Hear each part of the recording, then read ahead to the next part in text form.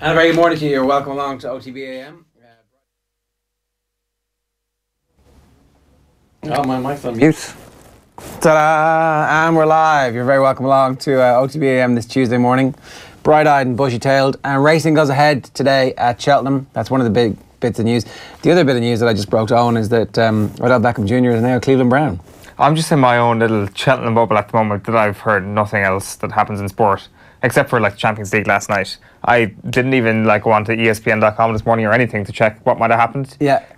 You could also be lying to me because it just seems so ridiculous that Odell Beckham Jr. is a Cleveland Brown, but it's true. Yeah, a 2020 first and third round pick and Jabril Peppers, a safety. And that's all it took. Well, yeah, that's all it took, but this year's first and third. The man is severely injury prone, is he not? Not really. He's had 2 injuries in 4 seasons. Not bad for an NFL player, but they've been 2 season-ending injuries, right? Yeah. 2 years ago, I remember, shot the lights out for the first couple of match weeks, had him in my fantasy football team, and then my season went down the toilet with Odell Beckham Jr.'s season. I guess the thing is, the New York Giants are in such a terrible state at the moment that joining the Cleveland Browns is actually a step up, given that there's hope and given that there's a quarterback that the whole city can get behind, and there's light at the end of the tunnel in Cleveland. Yeah, I mean there is. They've bought 6 or 7 amazing players over the course of the last few days. They've massively beefed up their offensive line and defence, so they're going to be great. It's mad that we're talking about this. We should be talking about loads of other stuff because there's lots for us to talk about on today's papers, including the poll of polls, the tip of tipsters. Yeah, cutting through the noise. Yeah. How did you do yesterday, on? Is what I do. You were the most prepared Cheltenham gambler of all time, so you must have made a fortune. Right, so let me take you through what happens. So 7 races, obviously, on a Cheltenham day. Isn't that right? And yeah, 7 races. So I bet X amount on each race. You're supposed to not do this. You're not supposed to bet on every single race. But I defied all logic because I had done hours and hours and hours of research from 6 a.m. that morning to actually pick a winner and a place in some instances in each and every race. So I put down X amount of money, and how much of the X amount of money do you think I got back? You put down a monkey on each race and you got 0 monkeys back. Well, exactly. I lost everything. I lost every single penny. Oh, God. Didn't even place with a single bet. It was horrific. It was a bloodbath out there, and I'm very much coming into the studio this morning with my tail between my legs. Screw Cheltenham is what I say. It's the worst sport in the world. I hate this. It's no fun when you're losing, is it? No, it's not. It's absolutely appalling. It's the opposite of fun when you're losing. It's it's harrowing. Good thing I'm not a big bettor. It's all kind of little bets here and there, which I say at the time, it's only a bit of fun, until it's not. Until it's actually, no, even though it's a small amount of money that I've lost. When the fun stop, I think is the phrase you're looking for. Well, it's not nowhere near that level. This is, it's truly the only time of year that I ever do kind of place a bet. So I guess I'll just enjoy being in this very bitter state of mind for the next couple of days. Unless, of course, it all turns around today. We will be updating our tipster table very shortly indeed. Yeah, and everybody wants to know what the story is. I think that as the week goes on, that people get more and more interested in the tips, but it's the quality of the tips. There were a few particular tipsters who stood out yesterday. Yeah, we can do our tipster power rankings actually. Here's a top 5 tipsters from yesterday. So in at number 5, we've Robbie Power. Hey, he's named after him, and he's number 5 on the rankings. Well, exactly. He's writing in the Heralds this week. He had 2 wins. He had Classical Dream and a Plutard, who of course was Rachel Blackmore's winner yesterday. At number 4, then we had Matt Chapman, who's writing in The Sun. You might also know him from the telly. He tipped Beware the Bear and Plutard as well. And then Brian Flanagan in at number 3 as well, also with 2 winners.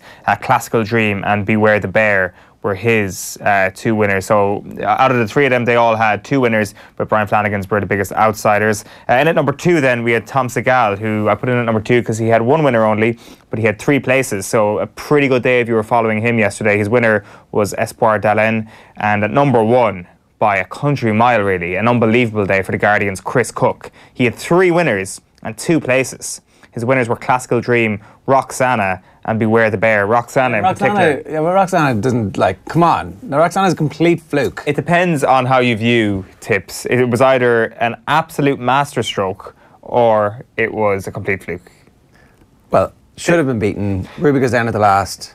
If Ruby doesn't go down at the last, it's a place. Thing is, it's a 10 to 1 still 2 place. winners in 3 places, even if Roxana comes second. So Chris Cook would still be number 1. He wasn't putting his hopes on Roxana to top this particular table, but I'm sure he's delighted this morning. The Guardian's Chris Cook, and we'll have his tips for you again this morning very shortly indeed. Yeah, we should publish that graphic, and then everybody can tweet us their own tips underneath it, and they can go and follow whoever it is today, and we'll be putting up the story with all of. Yep. It's ready to rock. It's out there. There's a couple of interesting ones once again today in terms of horses that are being backed quite heavily. Like the big one today is the Queen Mother Champion Chase, which ironically is the race which will probably garner the least amount of money. I'm not sure if maybe that's a very uneducated thing to say. Maybe there'll be plenty of people who'll be betting in the market without Altior, because it seems that Altior is an unbackable favourite in that. An each way bet on Min has been tipped by a couple of tipsters this morning. So, this is the front of the Herald. We're not doing the papers just yet, but it's FAI in green and the words farcical spelled out properly. So it's farcical with the FAI highlighted. So you know that it's the FAI who've been farcical here, according to the Herald headline this morning. Irish football legends have branded the decision to name England footballer Declan Rice the FAI Young Player of the Year an embarrassment. Kevin Kilbane is the person they're talking about. He did this. Have a look. I'm finding it hard to believe. I can't wait to hear what Kev Kilbane has to say. Kevin, we had so much, talk about heartache, you provided most of it, but we did discuss it and turn it back and forwards, and the decision happened and we moved on. We thought, this seems like a really unnecessary sting in the tail, doesn't it? Not now saying there, maybe give it somebody else, just scrap the award. If there's nobody else, we are struggling for underage players, we know that. Scrap the award, don't have the award, we don't need to. I think it's an embarrassment, personally. So we've been embarrassed enough as it is. So if we're going down this road now, I know. I think it's one of the, Tommy, don't get me started on it, because there's too much to talk about, and let's just leave it. I think we have to move on from it. He's gone. He's an English player now. He is English. He's declared for them. That's it. Thanks very much. You're speechless about it, which I think is a good thing on this in this juncture. Yeah, Nathan Murphy was part of the judging panel to select that award. We'll talk to Nathan a little bit later on about it. What do you think? Well, they're right. The correct person has been given the award. He was probably Ireland's best player last year, let alone Ireland's young player. Is he also going to get the senior award then? We don't know. That's embargoed. They're not at liberty to reveal that. Yeah. What about Kev's point? Don't have an award. Screw that. We would have given this to Declan Rice, but he's an English player, so he can't win the Ireland Player of the Year. The award is bigger than any person who defects away from Ireland, is what I say. Except it's not. It's a small deal. No, seriously, you can't be. I think it's mad that the decision was followed through by the journalists, has put the FAI in a situation, and I just think they've walked the FAI into a situation that isn't of their own making. Do I run the line tomorrow afternoon at the FAI Young Player of the Year? Declan Rice is named to the England squad, asks Philip Egan. Yes. And then Declan Rice was the best young Irish player last year, says Joe. Why be petty? Dead right to give him the award. The only laughing stock is international football. I mean, I don't agree with that. I think that you've made the decision to have an award ceremony, and that at the end of it, you've got to go and say, oh, you're not Irish anymore, but we're still giving you the award because you were when you... Well, come on, it's like semantics. Declan Rice was voted the FAI Young Irish Player of the Year for 2018. He was an Ireland international when he was selected. Since then, he opted to become an England international. Therefore, he's no longer eligible, so the award should have just been scrapped by the FAI, says Stephen Doyle. That was the bit that I have the most sympathy with. Neil O'Riordan, who was on the jury, says, I was on the jury which selected Declan Rice for Young Player of the Year, as was our own Nathan. Fully aware of how ridiculous it looks now, but we were asked to pick the best under-25 player in 2018. You could not have given it to anyone else on that basis. I wasn't going to change the vote because it looks bad. What about changing the vote because he's no longer eligible? He has no longer got the criteria to be eligible to win the award. It's now 2019. You're giving him the award in 2019. He is no longer the best young Irish player. He might have been the best young Irish player last year, but we're doing it in real time now. What was the last one? The last one underneath that was from Darren, was it? Let me stick that back up. To be fair to the FAI and the Soccer Writers Association, 2018 was a brutal year for Irish football. Declan Rice was easily the best young player. He deserves the accolade. I would say past tense, but we'll get Darren in studio a little bit later on and we can have that chat too. It doesn't make any sense to give him the award anymore. It just doesn't. Scrap the award or give it to the number 2 or maybe this is all kind of employed to make Declan Rice squirm. Well, I'd say Declan Rice doesn't care. Well, I mean, the whole point is Declan Rice doesn't care enough, right? He just doesn't give a shit about Irish football because he doesn't care. he cared enough to torture us with the length of his decision-making process, didn't he? We knew straight away. Well, that's quite kind of that's revisionism there from you. I knew straight away. Well, on the day it happened, he said, you suspected straight away. No, we knew. Hang on a second. There was no equivocation. It was, this is over. This is completely done. You can check the tape. We have tapes. No, that's you kind of putting on a front. Deep down, there was a soft centre that was thinking to yourself, Declan Rice will come back and will play for Ireland once again. Definitely there was. You definitely. We all believe that deep down. We all didn't. Hold on a minute. Some of us have been around the block a bit, Owen, and can see the type of behaviour that comes from. You've never been in love yet, have you? Call me naive, but I expected Declan Rice. How have we got back into the situation? How have we got back into the situation about Declan Rice's decision again? What was the initial point we were trying to make here? I can't even remember. The point is that Darren's right, that he was the best footballer last year. The award is for last year, and he deserves the award for fulfilling that criteria. Giving him the award after he has made his decision is actually not a defensible position. It doesn't make any sense. He was the best player, fine. He is no longer Ireland qualified. You can't give him an award for Irish players. But his award is for his performances in a green shirt. But it's not. It's best young Ireland player. And he's not an Ireland player anymore. Whatever about him once playing for us, he made the decision not to wear the new, lovely, shiny New Balance jersey. No. Sling your hook, mate. I think it's not kind of hilarious. No, sorry, the initial point that we kind of forgot here was that this is all employed to make Declan Rice squirm. Obviously, that's obviously not the ploy, but if that's the unintended consequence, then are we not a little bit cheery about that? He's not squirming. He doesn't care. Well, it's good. He doesn't care. That's the worst part of it. This is the type of we got attention. We got his attention again before he goes on to captain England in a World Cup or something. Come on! It's the stupidest thing ever. Well, we are he will be notified. It's his inbox going to ping from his agent saying, "Congratulations, mate! You're the Soccer Writers Association of Ireland Young Player of the Year." Imagine if he showed up. Imagine if he came, the reaction he would get. Boo. From who? Who is even in the crowd? It's just other football players, isn't it? Oh no, the Soccer Writers. Oh, sorry, that's Coppers. They would all stand up and captain, my captain. And give a standing ovation, stand on top of the table and do a Dead Poet Society. You could definitely see Nathan rushing up to buy him a double vodka and Red Bull for his young footballer of the year. I forgot that was that. Where is that event held? It was Coppers one year, wasn't it? The footballing is or is it a banquet? It's a banquet. I think I'm getting mixed up with another organisation there who actually had their awards in Coppers. I don't know who that was, but which was skipping the middleman. It wasn't them. To the best effect. Yeah. No. All right. Yeah. Here's what's coming up. Talking to Nathan around about 9:05 this morning.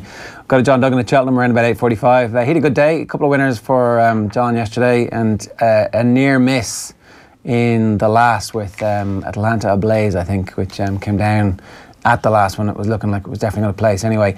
It was a big outsider. At day 35, we'll bring in the sports news with Darren, which I suspect will be another Declan Rice chat. Six Nations around about 8:10, and the sports pages right now. We're going to talk about the sports pages. Okay, so we start with the Irish Times. Sextet has spring back in his step and Wales firmly in his sight. A moody photograph from Morgan Tracy at Info there. And Levy comes forward for a back row seat. Leinster flanker hasn't played since December, but could play against Wales. That's pretty tough, isn't it? To come straight back in. Tadhg Byrne also set to miss out on Saturday, is the team news there. Murray seems to be happy with his step forward as well. Wales and Cardiff, it's emotional and tribal. And that's George North in 2017. Something magical occurs when the red jersey goes on in the Six Nations, especially against England or Ireland. They rise to the occasion, surge with belief. It's the point about the Welsh hating us, because we beat them all the time is the theory, but it's also just because they appreciate that international rugby is good and far more important than club rugby for them. And then Liverpool need to put best foot forward in this second leg. This is Jurgen Klopp a little bit angry at the notion that Liverpool should lose in the Champions League and make their title race better. that's what the Man United pundits are saying. That's what we were all saying about 2 months ago, and then they went and won. So, and then pictures of Cristiano Ronaldo, who we haven't even mentioned. Magnificent Seven, is the headline. Magnificent Seven for rampant City as Schalke suffer a bowling. But Ronaldo, 27, 48, 86 pen is the hat-trick that he scored last night. And then the decision and the announcement that Premier Sports is now going to be available on Sky next year is up for discussion. We'll get into that a little bit later on when we talk about what it means for what you're going to be able to watch and see and how you're going to be able to watch football next year. Losing not an option club. Kilban lashes Rice pick. And then that front page Herald farcical. I mean, the FAI getting a kick in of something that's not of their own making in this situation. I mean, it's Martin O'Neill's fault, really, right? Stick him off. And then after that, it's done. If you didn't do it, you didn't do it. It's too late. But according to you, it's the Soccer Writers Association of Ireland fault. For not backing down and saying, OK, let's give it to the second person. Let's have a new vote. It is. Like, yeah, like backing down is never a good look, is it? Or would it have been a better look in your view on this occasion? What do you think? I've like, as I've already made clear, I've got no issue with this. I think it's rather funny. It is an award, and funny. It's an individual accolade. This is not. Is it supposed to be a joke? If it's a joke, fair enough, great. But then say, yeah, look, we did this to make a complete mockery of the FAI awards, and yet they sit on the panel to judge it, Like, I'm not saying, as I said, it's an unintended consequence. I don't think they're actual. It's not unintended because they knew last week. No, they sat down and made sorry. this. The humour is an unintended consequence, and maybe I'm the only one who finds this funny. No, I'd say loads. I'd say all of England. It's in all of the English press. Of course, it's hilarious. It really is. But as I said, I don't think that was actually their motive. I'm sure that their motive was to reward who they deemed to be the best young Irish footballer last year. They're lumping you in with the crazy paddies as they go, ha ha ha, look at that bunch of clowns giving an award, and you're in the midst of that, Owen. That's what they're like. Well, call me a crazy paddy, but I'm a happy crazy paddy. They're going to be trolling you on Twitter going, look at your English rugby hating now, Declan Rice loving. They can come at me all I want because I'm like this is as You're good immune. This is as good as like season 3 of the US Office. This is like top class comedy. Dreams to nightmare, an afternoon of contrasting emotions for Ruby Walsh. That's Ruby falling at the last when it looked like he had a third victory for Willie Mullins and a second for himself on the day. Pep in their step, Man City stride into Champions League last 8. Very high expectations after a 7-0 win last night. Donal Lenihan, the Gaelic football heartland helping fuel Munster's future. And then crisis, what crisis? Ireland has always been a happy camp, says Johnny Sexton. On the Mane is the back page headline from the Racing Post. The front was in the presence of greatness. History beckons in the champion chase as Awesome Altior bids for an 18th consecutive victory. And then the back page of the Irish Independent today. Club slams United pundits for saying Reds Euro exit would help title bid. And then Fit Again Levy primed to return for Wales finale. It's really it's great to see Dan Levy back. Hopefully he plays well. Also news that it looks like Michael Fennelly might be out for Ballyhale Shamrocks in Sunday's All-Ireland Club final. He injured his knee in the semi-final against Ballygunner, and it looks like he is a significant doubt according to Henry Shefflin, the Ballyhale manager. Is it a little bit under the radar that Henry's about to win a Club All-Ireland? I'm sure it'll be right on the radar come Monday morning if they do the business. There'll be plenty of preview pieces over the next couple of days. We're getting to that point now where... Is it helped by the fact that it is on the busiest week of the year? That potentially moving the Club All-Irelands away from St. Patrick's Day to before Christmas would not only have the positive consequence of getting rid of that ridiculous break in between the quarter or the provincial finals and the All-Ireland semi-finals, it would also put it more in the shop window when you don't have Six Nations to contend with, when you don't have Cheltenham to contend with. Could be a win-win. The Irish Daily Mail this morning leads with the headline, Blowout, Day 2 of Festival in jeopardy as Gales rise. That is now a small bit redundant. Racing is going to go ahead this morning at Cheltenham. It's a picture there of Rachel Blackmore winning on a Plutar at Cheltenham yesterday. And Levy to return for Van der Fleer reads the headline at the back of the Irish Daily Mail. The Sun then leads with the headline, Magnificent Seven, record rout as Pep's men roar out a warning, and Ruby has a mare, talking about his fall at the last on Benny Desu yesterday at Cheltenham. Back page of the Irish Daily Star is You're Mad, Klopp blast pundit overthrow advice, and it's déjà due for Ruby, harking back to 2015 in Annie Power. there yesterday. The abuse Ruby Walsh gets on Twitter after a moment like that is absolutely absurd. Like the idea that, I don't know, he's some bit culpable in all of this is absolutely ludicrous, really. And I guess the fact that I'm actually giving the idiot narrative any sort of airtime here is probably bad enough in itself. The back page of the Mirror is "Rout of this world. Another last 16 upset. Forget it," as Pep's men run riot to ruin Schalke on record Etihad night. And finally then, the back page of The Guardian goes with Sergio Aguero's picture. City's Magnificent Seven. Guardiola's men march into quarter-finals after goal spree. And you've also got Andy Hunter there writing about Jurgen Klopp. Seeing red, he says. Klopp fury at Neville. Better to be out of Europe claim. Cristiano Ronaldo, obviously, with the hat-trick last night for Juventus. I wouldn't say it was predictable, but it was about as predictable a recovery from 2-0 down and the manner it was going to happen, to finish with a penalty. The VAR decision, which was a correct VAR decision, or it wasn't VAR, it was goal line technology. And yeah, it's just that it's very hard for everybody to forget that Cristiano Ronaldo is embroiled in a fairly significant legal case at the moment. Yeah, I certainly, I certainly, the first thing I did after that last night was just Google where the whole thing was at. And conveniently, there was an ESPN piece written yesterday.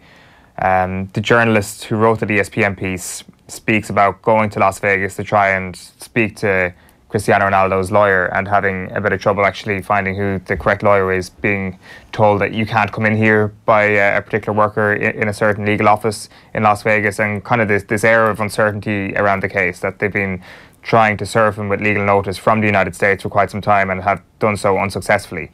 So we really are in limbo at the moment here. So ultimately my feelings towards Cristiano Ronaldo are in limbo as well. Like, how do you get up for that? In terms of the actual sporting element of it, the unexpected nature of it, like, if you predicted a certain amount of outcomes last night, seeing Cristiano Ronaldo pull Juventus by the scruff of the neck into the next round wouldn't have been entirely unpredictable. The fact that he did it with a hat-trick was fairly remarkable. And to be honest with you, like, as far as rounds of 16 go in the Champions League, this one has been pretty special so far. Like, in terms of Ajax, in terms of Manchester United's comeback against Paris Saint-Germain as well, we've seen almost everything. I was kind of hoping last night we'd go to penalties so we get kind of the royal flush. Yeah, It's a real shame that we can't just talk about the football, but we can't just talk about the football when it comes to Cristiano Ronaldo now, after those allegations are made and after the details of the specifics of the allegations go public. Because, like, what happened on the field is this remarkable thing that, like, if the rest of it hadn't happened, you'd be like, wow, this is one of the signature performances at the end of an amazing career that ranks as high as anything that he's ever done in any individual game. But, like, part of you's going, who cares, you know, until the rest of it's addressed and fixed. It's like, who cares? Is there a different mood to, what was it, 12, 11 months ago at this point, when he does that for Real Madrid against Juventus, the bicycle kick? It kind of felt at that moment that there was just complete and utter jubilation around Cristiano Ronaldo. Is it a little bit muted this year? Yeah, I think that... I think it is. I definitely think that, like, certainly... Newspapers aren't willing to put him on the back page as exactly. much. If you look at the English back pages where, you know... It's all Phil Foden and Sergio Aguero. Yeah, Man City won 7-0 in a game that didn't mean anything because they were 3-2 up in the first leg and the away leg. It's like, ordinarily, you would have the other story as because, you know, it would sell papers. So it's interesting. I think that, and you're only going to see more of that. And that ESPN story, I think, is going to get picked up a bit more. And those questions will hopefully need an answer and will continue to be asked. All right, I want to move on. We're going to talk about the Six Nations in a couple of minutes' time. But before that, we've got a brilliant competition running all this week, with thanks to SSE Electricity around the launch of their new campaign. This is a new era. This is Generation Green. SSE Electricity are proud energy partners of the FAI and have given us a pair of premium tickets to the Republic of Ireland's next home game against Georgia to give away every day this week. Not only that, all winners will go into a draw for the overall prize on Friday, which includes 4 premium tickets to the game, a hotel stay for all in Dublin, including dinner, and the opportunity for one child to be a flag bearer at the game. To win, we want you to tell us about your favourite Irish goal, who scored it and why it was so good. Some blast from the past last night. Somebody was suggesting Mark Kennedy's goal against Yugoslavia, which was an absolute screamer in '99. No idea what you're talking about. That's I'm familiar with the goal. Couldn't tell you exactly what happened. What was it? A screamer, a 30-yard volley? Not a volley. I watched that game on dial-up in San Francisco on my J1. It was an amazing thing to be able to watch a goal and nothing else. No like match highlights, just this goal getting sent around. That's how long ago that was. But the fact that you actually managed to load up a goal online in the year 1999 is a massive achievement. Well, yeah, but it was San Francisco, so of course it was easy. Like they were that. properly wired. You're getting home going, what are you talking about? No, you didn't. That didn't happen. On a computer screen? What are you talking about? That 99 dial-up in San Francisco is probably quicker than broadband down in Kerry right now. Yeah, if anybody wants to enter, just hit us up with the hashtag OTBAM and we will tell you what it is. Yeah, but rural broadband is coming, isn't it? Because they've invested loads of money. Yeah, that's what they say. I'll see it when I believe it. I'm just happy to be a city slicker now and just use my really fast 4G and fibre-powered broadband. Go on. No, but like I'm sure the idea of Mark Kennedy's goal would have been enhanced by the fact that it was kind of like pixel by pixel by pixel, this amazing moment was unfurling in front of you. We had, there was a conversation last night on Twitter about the best headers we've ever seen. Caro Kane was insisting that, was it Ronaldo for Man United was the best header he'd ever seen? And then Gavin Cooney was coming up with some other ones which I hadn't seen. There was one for Mexico in the 2002 World Cup against Italy. I forget his name now, but it's like a far post. So as you're watching it, the player runs to the far post, which is actually the near post when the ball is coming, and has a header over his shoulder. And Gigi Buffon is in goals. I think it might have been Maldini closing him down. So it's against Buffon and Maldini, and it's for Mexico, who beat Italy 1-0. Have you ever seen this goal ever? No. Oh, it's amazing. But then I was reminded of the 2-2 draw in 86 or 87 that Ireland played with Belgium. That Belgium team had just finished third in the World Cup. And they had like Enzo Schifo and a bunch of other players. And we draw 2-2. It's Jack Charlton's first competitive international. Liam Brady scores with like a 94th minute penalty to give us an equaliser and set that campaign in motion that leads to Euro 88. And in the first half, Frank Stapleton scores an amazing header where the ball kind of comes over a forest of defenders, and like at the last second he realises if he throws himself at it he can get it, and so he ends up like flippering like a fish. And the ball squirts past Jean-Marie Pfaff, I think is the Belgian goalkeeper, and that's brilliant. But in the second half, Belgium scored this ridiculous header from the 18-yard box from a corner where it's like, I've literally never seen it before. The corner is kind of just chipped, like just a little kind of crappy little chip to the corner of the 18-yard box, and Enzo Schifo just runs in and heads it into the far post, which is like a 40-yard header. So the ball must travel about 40 yards in the air, and Paki has this beautiful kind of dive straight into the corner, nowhere near the ball. Yeah. Two amazing headers. The thing is, there's two elements that you want to judge in a header for it to be considered an all-time great. Is one, the distance between you and the goal. Because, you know, a headed ball is supposed to float and it's supposed to be caught pretty easily. So if you can do it from outside the box, it's already an outstanding header. And also, the second element is what part of your head you use. So the back of the head, for me, just gets huge amounts of points. Like, was it Messi in the 08 or 09 Champions League final against Manchester United? You said like the actual back of your head? Yeah. Like the concussive part? Yeah. What? Or maybe even the crown, like, or just above that. Is Messi not hitting them all with the... Is that not the... against Man United? I can't quite remember. All I can, like, what the greatest feeling I had watching that was that here is a short man on the pitch scoring a header in a Champions League final and making Manchester United look rather silly in the process. It was beautiful to watch. If it was a bigger man doing it, it just wouldn't have been anywhere near as good. And everything that Messi does obviously looks far more graceful than any of us can do. There was two final ones I just want to mention. That Martin Palermo scores a goal where the keeper runs out and hits it as hard as he possibly can. It's like a back pass. Palermo's in the centre circle and just nuts it straight in, kind of over the keeper, and he's like, wow, that's pretty amazing. And then the other one was Chicharito, who's playing for West Ham, or maybe it's Man United actually, I think it's West Ham. Ball goes to the byline, the cross is whipped in, Chicharito runs in slipping, and volleys it, and it comes cannon straight off his face and into the back of the net, which is one of the most beautiful goals you're ever going to see. Like, I didn't bring this up because I just assumed we'd already spoken about this goal because it's boring, but it is right up there as one of the greatest headers of all time. You know what I'm going to say? Ray Houghton. Well, you could go for Ray Houghton. Robin van Persie in 2014. Yeah, Robin van Persie's pretty good. I would have thought that... The best goal in that World Cup, by the way, by a country mile. What was the contender again? There was one other contender. They gave it to James Rodriguez. Well, James Rodriguez was the best goal in that World Cup. We'll see. What do you mean we'll see? What's going to determine? Time will tell. Robin van Persie's goal is like one of the greatest executed, most difficult pieces of skill. Like, you see... James Rodriguez's isn't. You see James Rodriguez's goal a lot. Yeah? Yeah. Because it's better. No, you see that a lot of people score those goals. Wasn't one scored last week in the League of Ireland fairly similar? Which particular goal? I can't remember now, but I remember going, oh, that's a James goal. Oh, the one that got like 500,000 views on Twitter. Yeah, well, like, you can't just call that like a James goal. Dele Alli. Tommy Shetton in my ear here. Say Dele Alli. Which is more like Dele Alli's goal? James' goal. The League of Ireland goal is more like, well, that's a useful interjection down a blind alley. Thanks, Tommy. No, thank you, Tommy, supporting my point. The James Rodriguez goal was the outstanding goal of that year's. Like, I don't know what you mean by time will tell. That our header's going to get better with time. Eventually, we're going to realise that, like, no one's ever seen that goal since. When was the last time you saw a goal like Robin van Persie's? Then, and when was the time before that you saw a goal like that? Okay, so you say, remember that classic own goal scored in the 90s by a Coventry player who kicked the ball off his own face and it went into his own goal? I haven't seen that too many times since. Doesn't mean it's a great goal. Chicharito just scored. I just explained Chicharito did exactly the same thing. Kicked it off his own face. Yeah. Like, there's plenty of crap goals that you don't see again. Like, yeah, but that doesn't matter.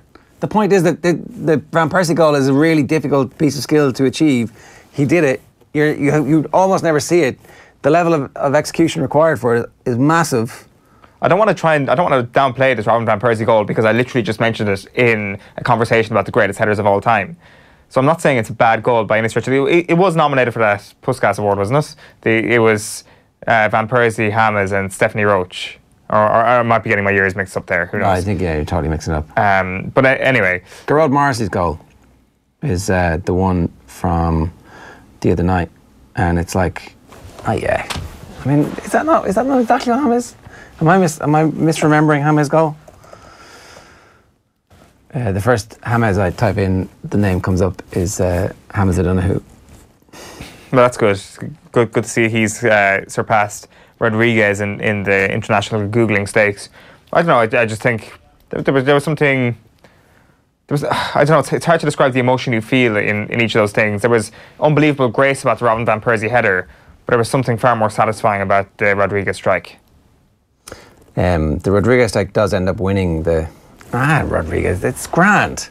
It's like, it's really good, right? It's a beautiful piece of skill, but like... He chests it down, he turns around... Yeah. And he hits it left-footed. Yeah.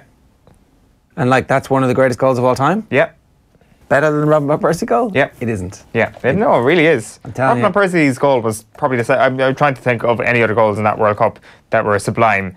Robin van Persie's goal is probably the second best goal in that World Cup. It was a pretty good World Cup, all right. So we'll come back to that. You can give us your own opinion if you want, so long as it's the right one. It's 8:20 this Wednesday morning. We're talking rugby next here on OTB AM, the sports breakfast show from Off the Ball. Just a reminder, you can listen to the show every morning on offtheball.com.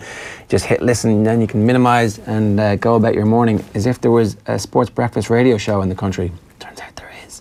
Right, here's a reminder of our 2019 Crystal Ball predictions for the sporting year. These ones are particularly centred on rugby and the Six Nations. Only one of us saw the weekend's events coming. Have a look.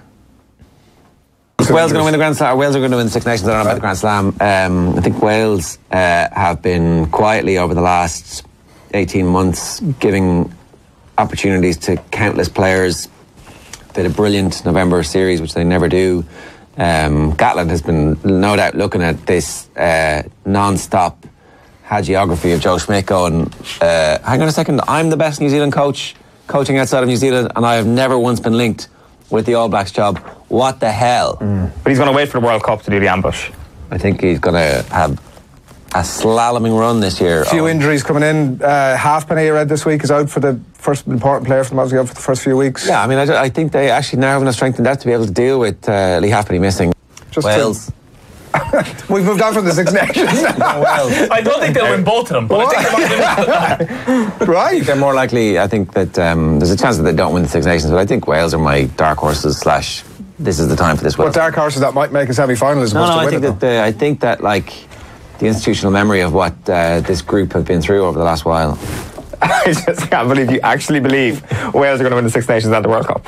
What are Wales for the World Cup? Like, I don't think. I don't think it's the worst shout ever. In that, dick on. No, but like to quote a. in that, whereas No need to be a dick on.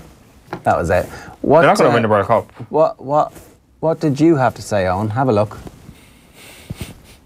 Well, England coming to Dublin means it's Ireland's easy year. They're going to win the Six Nations. They're probably not going to win the Grand Slam just because I think our card is marked by everybody. So where did they come a cropper then? At Principality Stadium. They're going to lose to Wales. And it's such an easy answer, but there's a reason why it's an easy answer. It's because, like, when it comes to our easy year, like we've obviously managed to do it in 2009, getting the win there on the last day of the campaign. And every sort of element you speak of in terms of comparing man for man of Ireland to any other team in the Six Nations, we are clearly the superior team. I just can't see how we can lose more than one game. And I think that one game is going to be on the road. I don't see us losing. That's the last game. So for the second year running, you're saying we'll have this thing wrapped up before we even get to the final yes. game? Wow. Yes. I think Ireland will win the Six Resident Nations. rugby man. Wow. Yeah. How'd that work out for you, Owen? That's not me speaking there. I mean, it's exactly consistent with what you said to taunt the England fans that inspired the England team to play so well. Okay, so maybe the outcome was different to what I predicted. But in terms of the actual thrust of what I was saying, how much of it is definitely wrong? I think that we are not... Better team than everybody else in the Six Nations? I think we... Are we? On the basis of all the evidence so far? I still think we're the best team in the Northern Hemisphere, for sure. For sure. Very, very confident in that. So we're going to beat Wales this weekend, because the best teams win the big games against the other good teams. I've got a good feeling about Wales this weekend, for sure. What's that good feeling? That like it's going to be a nice match and we lose, or that we're going to win? Well, the thing is, you've heard me say it there. I thought at the start of the year that we were going to lose in Cardiff. So, like, I'm not backing down here by saying that we may not win. You also said that we'd have it wrapped up by the time we got to Cardiff. So I got one game wrong. I got one game wrong. We got beaten at home by England. Okay. It happens. I didn't expect England, first of all, to be as good as they were. Definitely. Like, well, I can definitely revise my opinion on that. England are back. I didn't expect them to be back with as much vengeance as they were. And second of all, I didn't expect Ireland to be as bad as they were. Just because of one sort of period in the last 18 months where Ireland have gone through a really, really bad period doesn't make my whole argument suddenly collapse. That's a lot of recency bias going on in your takedown of my opinion there. Except that I had the same opinion before the competition started when I said that Wales were going to win the Grand Slam. But I'm sticking by my opinion as well. On terms of the thrust of my arguments, of course I can't stick by the opinion that Ireland are going to win the championship now because... But that we're so superior, we're vastly... This is our easy year, we're vastly superior. We're vastly? I mean, this is our easy year. I think we're better than everybody else in the Six Nations. It is our easier year. Like, it is by definition our easy year. Of course it is. How much better than England are we at the minute? Where's the evidence for it? The gap's obviously closed in terms of my expectation of where we are in relation to England. I think I think Ireland is still the second best team in the world. I'm clinging on to that belief, and it may be by my fingertips at this point, and then it's whoever you're having yourself for world number 3. That may be England. So is that a big gap? Of course it's not. Or like that gap is closed considerably. Are you going to force me into a position where I backtrack on my entire argument that Ireland are better than everybody else in the Six Nations? No, because what are you going on? One defeat. What if we finish third? What if we lose 2 games? Well, we can have this conversation again next week. So you think we're going to lose this weekend, right? That was my initial thought at the start of the year. I think that the way things have shifted after last weekend, we're going to win. I'm quietly confident going into this weekend. I'm not going to be as brash and as wrong as I was before the England game. Well, that's the whole point. If you're gonna, you know. But ultimately, I'm just for the point that I'm not going to revise my entire opinion, which was at the start of the year. That deep down I agreed with you that Wales are an outstanding team, and going to Cardiff is always a very, very tricky place to go. I was laughing at you for saying that they're going to win the World Cup as well. It doesn't look so stupid now, though, does it? Like, the All Blacks don't play in the Six Nations. No. The All Blacks are going to win the World Cup. But Wales have been missing several of their best players, and they have established massive strength and depth, which you're going to need over the course of the tournament. Like, would you give Wales or Ireland a better chance of winning the World Cup at this point? Have Ireland not been in a very kind of painful way really establishing that strength and depth over the last couple of years? Because we spoke at the start of the tournament about all these different players that are available to Ireland. You don't know what the depth really is until they're actually put into the mixer and put into a high pressure environment and put into a position where they're going to lose games. But so we've seen, what was it, 60 minutes of Joey Carberry at 10. Who's our second choice 10, and who's our second choice 9? How much have we actually seen of anybody being given an opportunity for 9 and 10, which are the key positions that we said at the start of the tournament we need to see over the course of this tournament? What happens if 9 and 10 don't play well? We saw what happens when they don't play well. We don't win, or we struggle against teams who are markedly inferior than us. And we've got really lucky that Dan Levy is back this week, because we don't really have that much strength and depth, it turns out, particularly in positions which are particularly attritional. So, I don't know. I think I disagree with that on 9 and 10. Like, Joey Carberry was having the best calendar year of his life so far. Granted, we were only a month into it before he got injured. Kieran Marmion was our scrum half when he beat the All Blacks in Dublin last year. Like, are we that... Is the situation that muddied? Have we seen them play together in a key match? We haven't. You're basing that all on this year's Six Nations, which, let's face it, has not been a great one for Ireland. It's the most recent relevant information. But it's not the only relevant information. No, you know how highly I rate Joey Carberry. It's just I'd like to see them... It was clear that they needed to give him some game time early in the competition, and they didn't do that. I agree. It's not ideal. I agree with you. But I still think... We're more likely than Wales to win the World Cup at this stage. Yes. Okay. I disagree. Right, we kicked this off last week with Lay Healthcare, the official health and wellbeing partner to Leinster Rugby, to launch Wellbeing Wednesday. For the next 8 weeks, one lucky winner per week will win a Blue Book voucher for €250 for their very own wellbeing retreat. All 9 winners will then go into a draw, and one lucky winner will receive a wellbeing hamper and a Leinster season ticket for the 2019-2020 season. To enter, simply answer this question. Tell us, who is Leinster's top try scorer in the professional era? You can send your answer on any of our OTB social channels using the hashtag It's Good to Live. So that's the hashtag It's Good to Live, and hit us up on any of our social channels and tell us who is Leinster's top try scorer in the professional era. Now, we've got a very special off the ball Shocked in the Gaeilge coming your way. It's on podcast. It's going to be released across all of our channels today. Maura Trossan Kelly, the real Gaeilge around here, was joined by Tommy Rooney and Darren Cleary. Apparently Darren's Irish is great. Tommy's like, what about mine? Gaeilge Briste.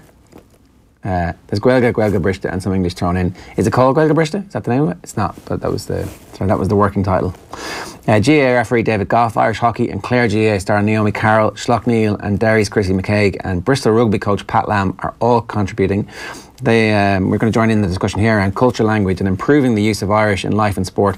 Here's a clip of Pat Lamb chatting about how he tapped into the culture of the west of Ireland to get Connacht Rugby on track. I think it's a big part of the culture, and what I was trying to do is when I played rugby, it was always about, in the old days, in the amateur days, which I was blessed to play to do. You played for your club, your school, your province, and your country. Never would you change. Very similar to Gaelic football, to hurling and the football, but once professionalism came in, so you didn't have to worry about emotion and what you're playing for because you knew what it was. But once it went professional, I didn't change. I needed to find out, what is this team? Who am I representing? Because it is like going to war. When you really get down to the last few minutes, you need to know who I represent and why am I going to put my body on the line for. And so I was very much wanting to find out everything about who we represent and what was Connacht stood for. So was that maybe drawing upon maybe your own Samoan descent? Obviously your parents are Samoan, you lived in New Zealand growing up. Did you kind of realise, hang on a minute now, there's something that makes me different, and while sometimes that can single me out, sometimes it can be a hugely positive thing. Let's figure out what's different about Connacht, and it possibly was the Irish language compared to the other provinces. Yeah, without a doubt. I think certainly I grew up born in New Zealand, but certainly Samoan parents, and went back and forth to Samoa for holidays. But, people used to say, what are you? And I said, man, I'm hugely proud Samoan. I'm a hugely proud Kiwi as well. And And the thing is, I think the biggest thing about all culture, and particularly what I found in Samoa, everyone's your bro, everyone's your cousin, and even though you're not related. Just like the west of Ireland, except you usually are related. And extended family and being part of a family is huge, and understanding that you can take that wherever you go and make it part of a culture, that you don't have to be blood, but just the fact of, I'm going to look after you, you're going to look after me, and we'll take care of everything together and work as a team. So the culture, understanding what Ireland was about, but certainly the west of Ireland, and what Connacht meant to them. And one thing I didn't quite understand, I didn't realise that there's a fierce rivalry between Galway and Mayo and Roscommon and Leitrim. Mm-hmm. The rugby sense of it, it was like trying to not say we're a Galway team, but we represented the five. And I didn't realise it until I arrived, and there was a map of Connacht, of all the different regions. And I was like, oh, and I started to memorise them and then I said, look, I'm going to try and get out and find out all of these places. And then I put it into the handshake so I could remember it, and I wanted all the players to remember it. And then we made a huge effort to make sure that we got out to all of those regions. And I did it pretty much within the first couple of months I was there, went and visited all, and it was beautiful, and met the people. And I knew that was going to be really important to get the whole county behind us, the whole province behind us. So that's really interesting, Pat. And it was kind of one of the most evident things when you were watching on from the outside, was that you really got neutrals excited about Connacht during your time with them. But it was also how you managed to tap into it, as you're talking about the province as nearly an energy source for the team. You mentioned there the handshake, and I know you used to do a lot of summer camps throughout the provinces in Galway. Like rugby as a sport, like you've mentioned the rivalry there with, Galway, Mayo and Leitrim and Sligo in terms of Gaelic football maybe. But as a sport, like the rugby culture in Connacht, how else did you try and tap into that? Like how did you try and knit the province together as a whole?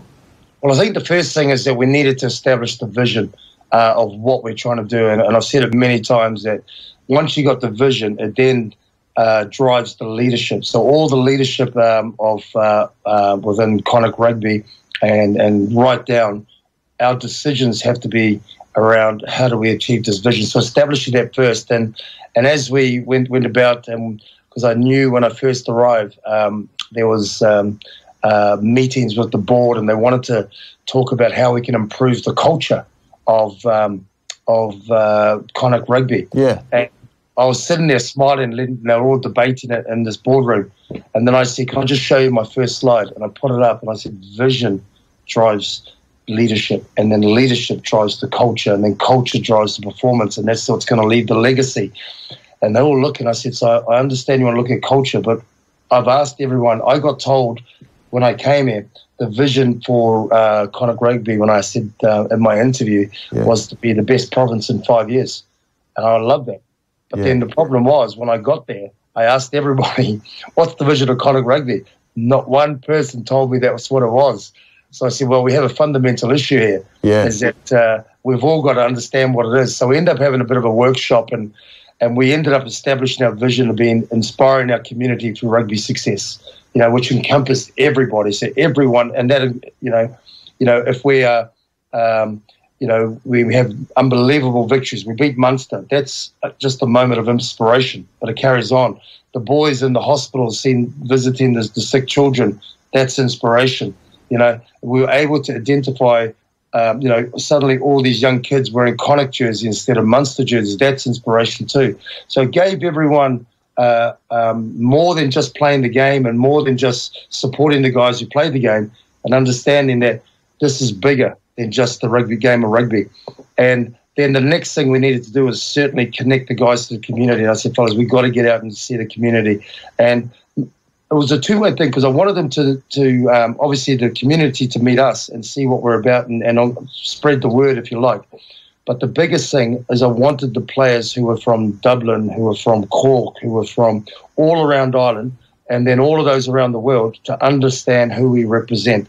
Because I said, we're going to get into some real tough battles where we are, and we've got to be able to put our body on the line for, you know, I didn't want people to come and, well, I'm a Leinster man or I'm so forth, when it really, when we play Leinster, I want them to understand you'll always be a Leinster man, you'll always be a Samoan or a Kiwi, but we're here to put our bodies on the line for these people who we represent. And it's easy to say, but you need to connect them. And when the boys started getting out, seeing all these kids and seeing the community, it really took off. Shocked and the Gaeilge are off the ball, coming your way a little bit later this afternoon across all of our social channels. So that was Pat Lam. Always really interesting to hear Pat Lam when you consider just how amazing the level of success that he had with Connacht was. And, you know, funnily enough, he's replicating that success now with Bristol. So let's run you through the tipster roundup. We're turning our attention back to Cheltenham. We'll get John Duggan's thoughts in about 20 minutes' time. He had a reasonable day yesterday. You have been doing journalism. Yeah, morning. Let's just remind ourselves of who were the best tipsters yesterday at Cheltenham. At 5, we had Robbie Power in the Herald, Matt Chapman in the Sun at number 4, Brian Flanagan in the Star at number 3, Tom Segal in the Racing Post at number 2, and Chris Cook with 3 wins and 2 places, although Ger says Roxana was a lucky tip from him, of the Guardian, Chris Cook. So he won day 1. Keep an eye out, or keep an ear out for those names if you're into omens and if you think that tipsters can get into a purple patch, because we're going to go through today's tips, day 2 of Cheltenham, and we'll start with the 1:30, the Ballymore Novices Hurdle. And the most tipped horse here that we've got is Battle Over Doyen at odds of 10-3. Now, all the odds I'm going to read out were actually checked last night on sportinglife.com. Before the big gambles, lots of big gambles yesterday. Dave McIntyre ended up back in best for Bear. What was that? Bear. It was Beware the Bear. Beware the Bear. He backed it yesterday on the basis that he had come in from 20s to 10s. Yeah. It was the only winner that any of us had yesterday. So, whatever your strategy, you know. Not a bad method. So 10-3 is the rough odds at the moment for Battle Over Doyen. That's Gordon Elliott horse. Jack Kennedy is going to ride it. But there's a 10-1 shot in this race, which has been getting a lot of love from a lot of tipsters this morning. Sam's Profile at odds of 10-1. This is a Mouse Morris house, and Brian Cooper is going to ride it. So an interesting prospect there, an interesting each way prospect there, if you like. The likes of Michael Verney tipping it in the Irish Independent this morning. You've got Brian O'Connor in the Irish Times, amongst many others. Robbie Power did go for a Battle Over Doyen, and you've got Brian Flanagan as well going for that particular horse, Jack Kennedy, and a number of other racing heads as well going for Battle Over Doyen. So the second one then is the 2:10. It's the RSA Insurance Novices Chase, and really I think it's the most tipped horse of the week in the 2:10 today. It's Delta Work at odds of 5-2. So Delta Work is another Gordon Elliott horse. Davy Russell is going to ride it. I'd imagine 5-2 is a fairly long shot at this point. I'd imagine it's come in as the morning's progressed and people have picked up their copies of the newspaper this morning. It would be easier to go through a list of tipsters who didn't tip Delta Work. Everyone you can imagine. We've got the article up on offtheball.com if you want to check out who exactly those names are. So Delta Work is the horse to look out for there. 2:50 then, it's the Coral Cup Handicap Hurdle, and Uradel at odds of 5-1 is the most tipped horse here. It looks like a fairly open field though. I'll go through the names of people who've tipped it. Patrick Mullins, Aidan Coleman, David Clough, Tommy Lyons, Darren Norris, Brian Flanagan, Mark Winstanley, Peter O'Hare and Tony O'Hare have all tipped Uradel at odds of 5-1, as I say. That's Ruby Walsh who's going to be on board that for Willie Mullins. We'll move on then to the big one of the day, the big one from, I guess, a non-betting point of view. It is the Queen Mother Champion Chase. Delta Work still 5-2, by the way. Right, okay.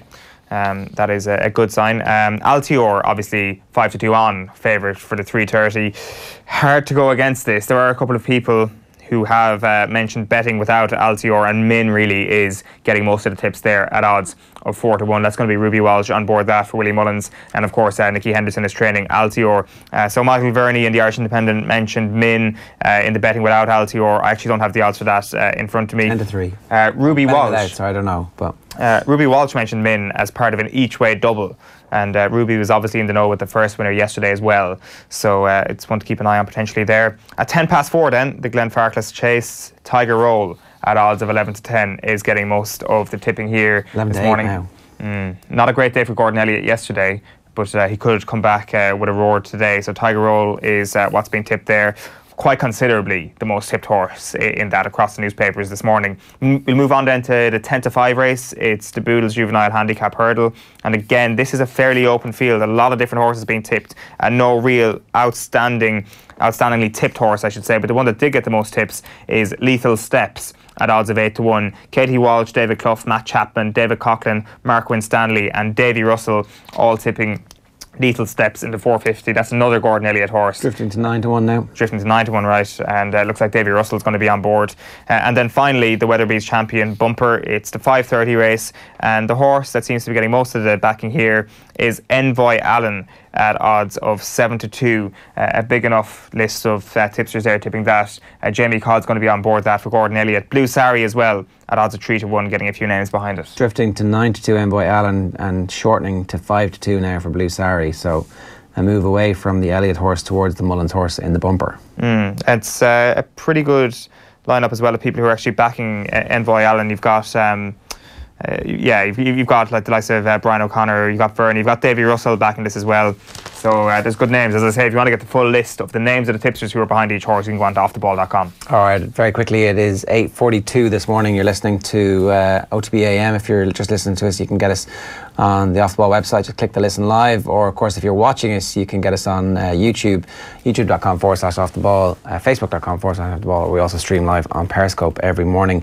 Now, we'll get to John Duggan in a minute. First, here is Rachel Blackmore speaking after her first Cheltenham winner yesterday to Joe on the radio last night. Have a listen. Getting winner in Cheltenham is it's something every jockey aspires to do, and it's an incredibly hard week to achieve that. So no, look, it's fantastic. Talk us through the race. I mean, it started well and it finished well. Yeah, the winning jockey will always say the race went well. The horse was, his form had really backed up earlier in the day with Duke de Geneva winning the Arkle. So, he should have been able to do that in that fashion, and it's just fantastic that he did. What's the feeling afterwards? I mean, you're having this fantastic season, 84 winners, and you're fighting hard for the champion jockey crown here in Ireland. I presume it's a bit different though. There's an extra buzz. I don't know, are there family members over or who you go to, or is it just so quick that you're into the next race? Yeah, look, Cheltenham is different. There's a serious atmosphere there. It's kind of what National Hunt Racing is, what everyone's aiming for in the National Hunt game all season. So it's all about Cheltenham, and it's just where everyone wants to be riding winners. So I'm just extremely grateful, to Henry de Bromhead for giving me the opportunity to ride that lad today, and he's put a lot of faith in me this week. So delighted I could repay him. It's Rachel Blackmore talking to Joe last night. Now Darren is here. Darren, how are you? Very well, Ger. You think Declan Rice should have got the award? Yeah. But he's not an Irish player. But he was when the award was given out. And No. The award hasn't been given out. The award was judged. The award has not been given out yet. Let's be factually correct on this. That's a bit pedantic. The award, it was awarded. Isn't. It's awarded. It hasn't been awarded yet. But his body of work was judged and deemed better than everyone else. So therefore, the award is his. And then he completely decided that he was not eligible for playing for Ireland anymore. So you whitewash his Irish career and pretend it didn't happen? I mean, that's exactly what he's done. But that's his right to do it. And it's our right to go, okay, our best young player is now somebody else. But it's not anymore, because he's not ours. What? Who is our best young player remaining? I don't know who finished second. Nathan can probably tell us Cyrus Christie who still might have been underage? in the running. I mean, it's best under 25. They had to change the criteria. Apparently, James McCarthy could have won it something like 7 or 8 years in a row. The criteria wasn't how Irish Declan Rice is. It was who was the best. But he's not Irish anymore, so he's not qualified. Team. But he was when it was handed out. Grand, but it hasn't been handed out. Jared has. No. The judgment has been made. Yeah, and so it's been adjudicated on. It's been decided. And it turned out that guy wasn't eligible. He was when they made the decision. And is no longer eligible. And you are going to make the FAI look like a laughingstock. I mean, I think they look like a laughingstock if, out of pure badness, they decide not to give him. But it's not out of badness. He deserves. It's not out of badness. He deserves the award. There's no badness or pettiness. It's like, this guy doesn't play for us. He's not going to come to the award ceremony. we're like supposed to be recognising the best young Irish player. And we have. He's the best young English player. He was the best young Irish player in 2018, which is when the award is for. It turned out he wasn't. He was the best young English player because he wanted to play for England all along. And he was taking those caps under whatever false pretence existed, and we didn't bother our hosts to cap them properly. Deeply unfair. That's really unfair to say there were false pretences. There were false pretences. They weren't. He put in a man of the match performance in one of the games. He was really solid. To suggest that he didn't do enough for Ireland when he was there, he gave everything he had for Ireland. And it's mixed nationality. It's hard. Did he only play? Did he only play three games for Ireland out of the 8 that we played? Was he? But definitely like one of them. One good performance in an Irish shirt last year might have put you to the very top of the list, you know. I think this whole thing is kind of has fallen victim to the fact that the award ceremony takes place so long after the fact that, like, we're well into 2019 now. Like, say for example, if the PFA Player of the Year award was handed out in September, and you give it to Eden Hazard, who now plays for Real Madrid. Does he come back and accept his award as a Chelsea player? Of course he does. Like, he was the best player in those parameters at that time. Was Declan Rice deemed to be the best young player in the parameters, which is 2018, for Ireland? And if the judging panel feel that way, then I don't see any reason to reverse it. Agreed. I mean, where do you draw the line? Do you want to go back? You draw the line when you don't. Do you want his Man of the Match award back? Do you want his 3 caps back? No. Do you want his Irish jerseys back? No. They're completely different. Because they all happened in the moment. Yeah, this exactly. is happening this happened in the moment. What moment? The moment he's been awarded for. The whole point of giving out this award is for what he did. His body of work in those 3 games. It's March. He rejected us about 6 months ago. We knew this was coming.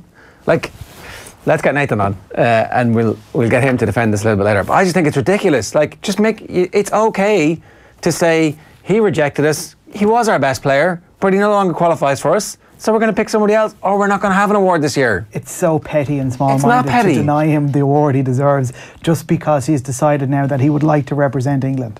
Where's the pettiness? Because he won that award for what he did in an Irish shirt. I mean, he doesn't give a shit about the award. But it's not about that. I think the whole point was the integrity of this award is that they were asked, the criteria was the best young player who represented the Republic of Ireland senior team in 2018. And they arrived at Declan Rice. Grand. And then it turns out he doesn't want to play for Ireland anymore. In 2019. And so you say, okay, well, we're not going to have that award this year.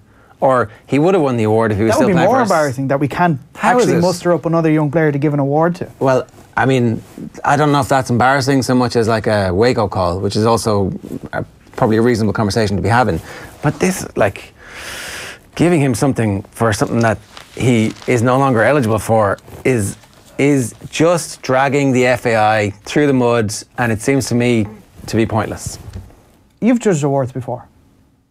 Yeah. So when you do that, you sit in the room, you judge the awards. I presume the radio awards or something like that. When it's given out on the day, never done radio awards. Well, you don't go back and you don't change it because something else has happened. Will you take away? Say if Graham Shaw was Phillips Manager of the Year last year and the awards was happening now, will you take away his award? No, because it's completely different. Why? How is it different? He's gone to New Zealand. He's left us. Well, he is still Irish. The achievements that they had were, like, genuinely amazing, as opposed to him having 3 friendly caps for the Republic of Ireland. Is it?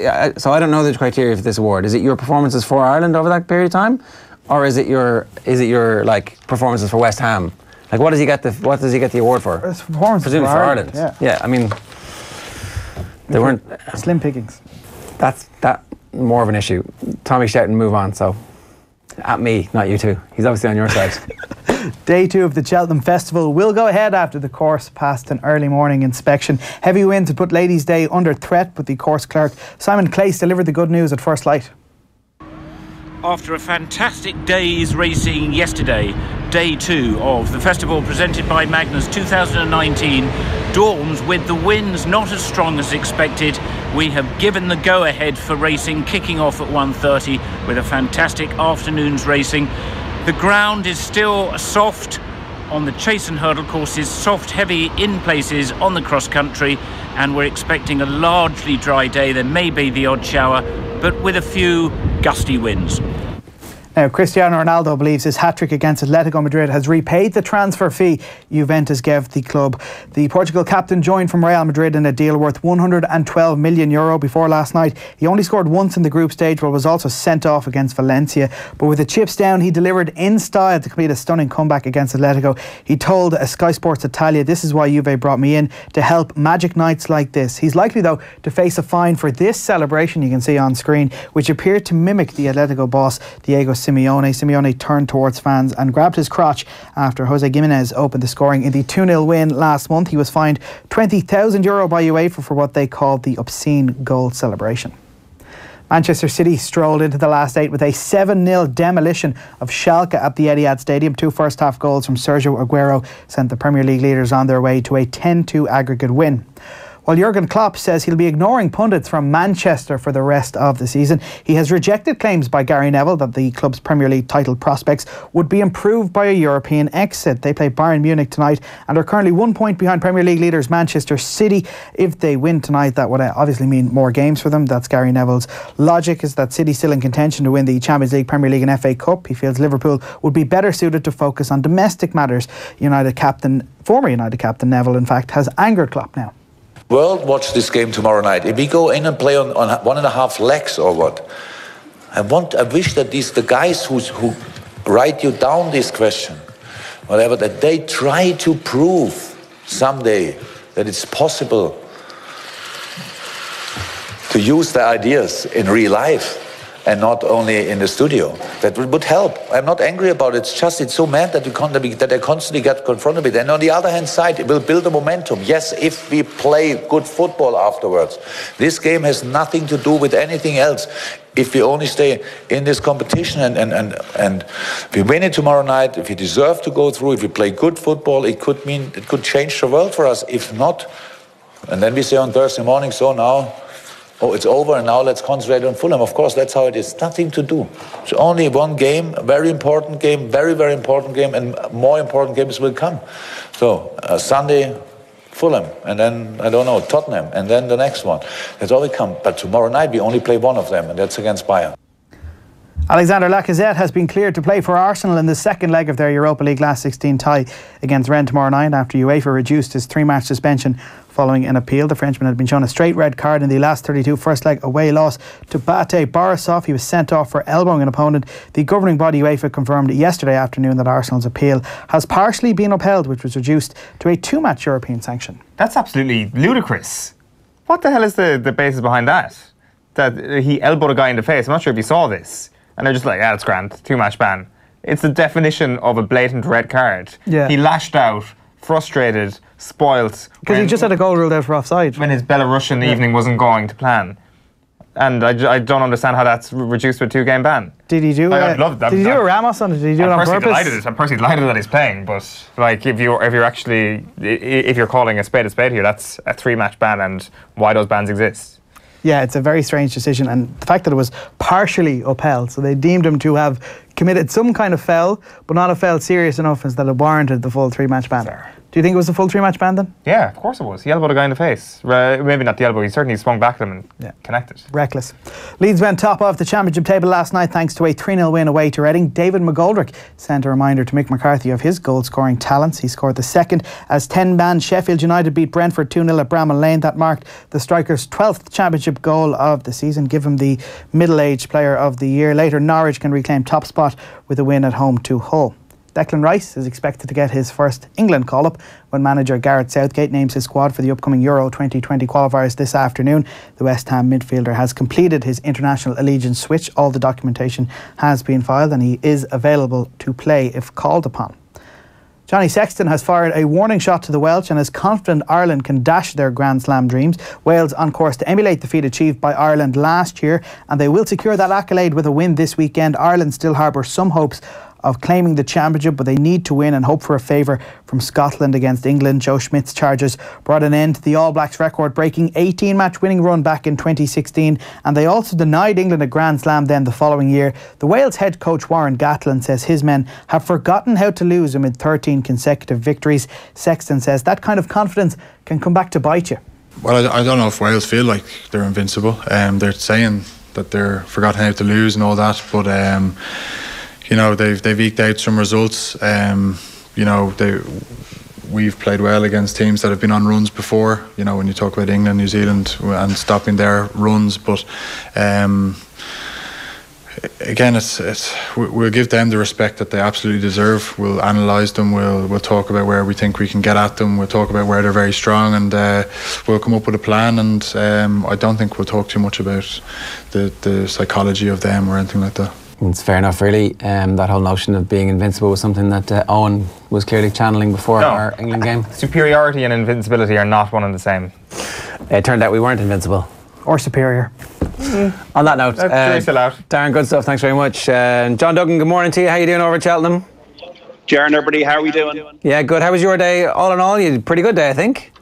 No, I made a dog's breakfast of it. I'm not happy with my tipping. I mean, the rest of it, my work, I think I'm happy enough with, but my tipping, I'm not happy with yesterday. I left, you know the way I was talking to you about Monday, about narrowing it down? A field to say 2 or 3 horses. I should have tipped Esbordal each way, and I should have tipped Plutard. I didn't, and I'm all for all the work I did. I'm kind of angry at myself, but that's just myself. But I did have a 1 winner, Duke de Geneva, at 7-1. So I think I have about 312 in the charity bank. So look, it wasn't a disaster, but it was a case of a lot of missed opportunities, and had a couple of fallers, Benny de and Atlanta Blaze, at a big price fell and would have been in the places. So look, Hardock stories are 10 a penny here at Cheltenham, and I'm just another one to add to those. I thought Atlanta Blaze was looking pretty good and had a chance of winning that race. Yeah, I think it would have definitely been in the first 3. Did jump well, and Discorama was just beaten out of it by Lebroy, by Jamie Codd, who's got a great record in these races. So that's what I was trying to do. I was trying to get each way horses, and the one I should have done, which was Johnny Ward, fair play to him, was touting Esbordal. And should have put Esbordal in, but went for Apple's Jade. So look, it's just you're dealing with big fields. You're trying to get it right, and sometimes you do, and sometimes you don't. But when you feel like you're close and you don't get it right, I could have had 4 winners yesterday, ended up having 1. So that's the way it goes. But great win for Gavin Cromwell. That's one more than most of the people in this office had, I have to say, John. So you know. Chin up. Yeah, exactly. You're doing okay compared to a lot of your colleagues back in the office here. There was widespread devastation. Particularly Eoin had his worst days punting ever. So, Eoin, what did you do? Was more. He backed in every race, John. It was a classic schoolboy error. Okay, right. Well, Eoin, you know what? The Glenfarclas whiskey sponsor the cross-country chase here today. They've actually been giving these out already in the press room. So, look, this is for Friday night for me now, because I don't drink at Cheltenham, but this is for Friday night. And hopefully, Eoin, I'll be toasting a great week that you've recovered from your disaster on Tuesday, and you've had a few winners today, tomorrow, and Friday. And of course, we have to say the thing goes ahead today. I mean, that's the first thing we need to say. Cheltenham does go ahead. There was a threat that wouldn't even happen at all today because of high winds. But they had an inspection at 6:10, and it's going to go ahead, which is great. Okay, cool. So what are we looking at today? Obviously, you've gone through the card and you've gone race by race. Do you have a nap of the day today? Top of the game in the 210, Paul Nicholls, in the colours of the former Cheltenham Gold Cup winner, Seymour Business, and another former Gold Cup winner, Denman. Top of the game in the Sunlions Novices Chase, the 210 is about 7-2 mark, 3.5 to 1. That's my bet of the week. That's the one I put up on the Road to Gold show on Sunday night. I saw this horse run at Kempton on St. Stephen's Day. Should have won the race. The jockey went too soon. The horse was cruising, and he just went too soon. And he got done by a horse called La Bagawa, who went and won at Leopardstown. So the form has been franked. Top of the game to me is a horse that could be a Cheltenham Gold Cup horse of the future. He's a giant of a horse, so I don't think the jumping the fences will be an issue. He's got a lot of speed. Like, I think he'll be cruising around more than most. Whether he'll find it up the hill is to be determined. But I think he's got more class than the opposition he's facing, including Delta Work, who I think he was better than over hurdles. And Santini, to me, sometimes hits a flat spot in his races. So Paul Nicholls is a master at improving horses, like the likes of Surname has improved in recent times. Top of the game to me is my solid bet of the day. That's my main bet of the day, and it's also my main bet of the week. Okay, right. Main bet of the week, right? Because Eoin obviously has been collating the various tipsters, and the heaviest backed or tipped horse so far has been Delta Work, isn't that right? Yeah, about 23 tipsters this morning, John, from I want to say 30 have tipped Delta Work. This is like I don't know, that movie Pi with the mathematician, and you're or is it that kind of gif you see of the guy from The Hangover with all the kind of the maths and stuff? So I'm really impressed that when you've got like 23, 24, you probably have this massive Excel spreadsheet, and there's we already have them in Off the Ball for analytics. You probably have an Owen Sheehan at Cheltenham Analytics Tipsters thing going on there. It's but Delta work. Yeah, I don't fancy him personally. I think he'll be beaten. Pi, good quality film reference, straight over Owen's head. Well, no, I'm more Andrew Garfield. The Hangover worked. He was like, I get you now. I'm Andrew Garfield in The Social Network. I've got a chalk pen and a window, and all I do is just put John Duggan, X, tick, X, tick. That's and we're going to give you the soundtrack to Pi for Christmas. It's amazing. That's over everybody's head. No, not mine, I got it. Restate First Principles. We should go through the card then. The 3:30, what are you looking at for this is... Champ Queen Mother Champ Chase, yeah. So Champ is the favourite at 7-2. Battle over Diane 4-1. No, that's Altior's race. No, sorry, I said the 1:30. I meant the. Let's start with the 3:30 then. Altior and the Queen Mother. I meant 13:30. Misread it there, lads. Sorry about that. Altior is 9-4 on. Min is 10-3. Score Royale is about 18-1. Castle Grace Paddy 25. And let's really just talk about Altior and Min here. Can Altior be beaten? By Altior. He can be beaten by Altior. We saw with Benny Didieu yesterday. Benny Didieu was going to win that race, tumbled at the last and fell. Bouverdière fell in the champion hurdle. That's not something I'd seen from that horse before. It can happen that a horse... Altior met a fence wrong early in the Tingle Creek Chase at Sandown earlier in the year. It can happen that a horse can fall or just not be at the races or be lifeless. Duvin turned up in this race a couple of years ago and injured himself in the race. It is possible that Altior... could be beaten, but he'll be beaten by himself or something going wrong, or he could be brought down. He's not going to be beaten, I don't think, by any of the horses in the race if he runs to his true ability. So that's the way I kind of assess it. He's won 17 races in a row. Big Bucks is the only horse in contemporary history to have won 18 in a row. So he's won 5 hurdles and 12 chases. He's a remarkable chaser. He's got a great turn of foot. He's pretty uncomplicated. He generally jumps very well. He handles all types of ground. To me, he's a penalty kick. It's a race to watch, not a race to bet in. But Min, the Mullets camp are, confident that he's working very well at the moment. Doesn't have the turn of foot that Altior has, but is a consistent horse and has been second to him twice at festivals. But Altior will win. Betting without Min, or betting without Altior, Min is 6-4 on, Score Royale 6-1, and I don't know. Do you know anything about Ordinary World? Rachel Blackmore writes it for Henry Bromhead. It's one of my favourite songs. Duran Duran, 1993. I think it was the wedding album. But it's funny that it's in the colours. To be serious, it's in the colours of Chris Jones, who had, I think the family had the winner in 1996 with Karen Davis. This horse has run well at the festival before. He ran well in the Arkle Chase, and I think he was third, and then he faded out in the Champion Chase last year when he was looming down the hill. But he just, it's funny, like I spoke to, because all these conversations that I had at Leopardstown about a week ago, I had a conversation with Gavin Cromwell about Esport Allen, and he said it had an E-Trade chance, and put it on the radio yesterday as the cut. Then I didn't give it, and Henry de Bromhead did say, well, what you like each way, well, maybe Ordinary World. So I wouldn't put anybody off Ordinary World. I just haven't seen in the evidence of his form that he can turn up here and knock over Altior and Min. But he could be in the betting without market, he could be worth an each way bet in the betting without Altior market. Yeah, so you're getting him at about 22 or 20-1 at the moment in the betting without. 20-1 down from 22. Yeah, that's not a bad bet. That's not a bad bet. That'll give you a run for your money, I think. Yeah. All right. So, sorry, let's go back in order. 1:30 today. Champ is the favourite under Barry Geraghty, 7-2. Battle over Diane, 4-1. That's Jack Kennedy on board for Gordon Elliott. Brewing Up a Storm, Richard Johnson, 15-2. And then it's City Island, Sam's Profile out of 10-1. And then 11-1 Bar. What do you like here, John? Very difficult race, not a betting race, not to disappoint you, but this is a race for future Gold Cup horses, really. The Ballymore, it's 2.5 miles. A lot of horses that will be running in point-to-points, like Beakstown, for example, has come over to Dan Skelton, would have been running in point-to-points. Ollie Murphy had the second and the third in the Supreme Novices hurdle yesterday. He used to work with Gordon Elliott. He's a new trainer in England. Based in England, and he's got that Brewing Up a Storm. So you'd have to think on the basis of the yards form, that horse does have an each way chance. Mouse Morris only sent 2 horses over to Cheltenham Van Almar years ago was second in the race in the same colours behind 543. So I think Sam's Profile probably would, if I was going to pick one, if you put a gun to my head, I'd probably pick Sam's Profile each way. And Brian Cooper gave it a positive mention at one of our Road to Gold nights as well in Dublin. So Sam's Profile, given the fact that the trainer is brilliant to getting one right for the day, he was second to Battle Over Doyen the last time, and I think that. Oh, the Skype is gone. The wind has kicked into gear in Cheltenham. There's something so satisfying about John Duggan tipping a horse that's been well backed across the papers. It's kind of like that final seal of approval. Which one? Now, I know he said it's not a betting race, but the fact that he mentioned Sam's Profile there, and the fact, I'm not sure what the current odds are on it now, 10 to 1. 10 to 1 still. Lovely each way price on that for kind of a small start to the day.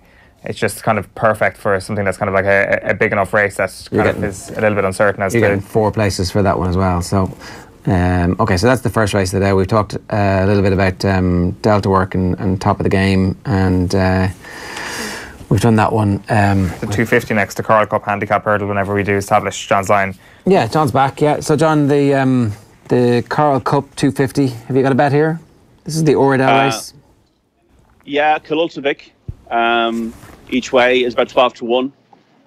It's funny, I've like about 1,000 people ringing me now. You know, this is when the whisper brigade start ringing me on my phone, and that's what happened there. So, yeah, the Carl Cup, Kulultovic was a horse that was fancy for the Gold Cup last year, and he doesn't jump fences well enough to be a Gold Cup contender.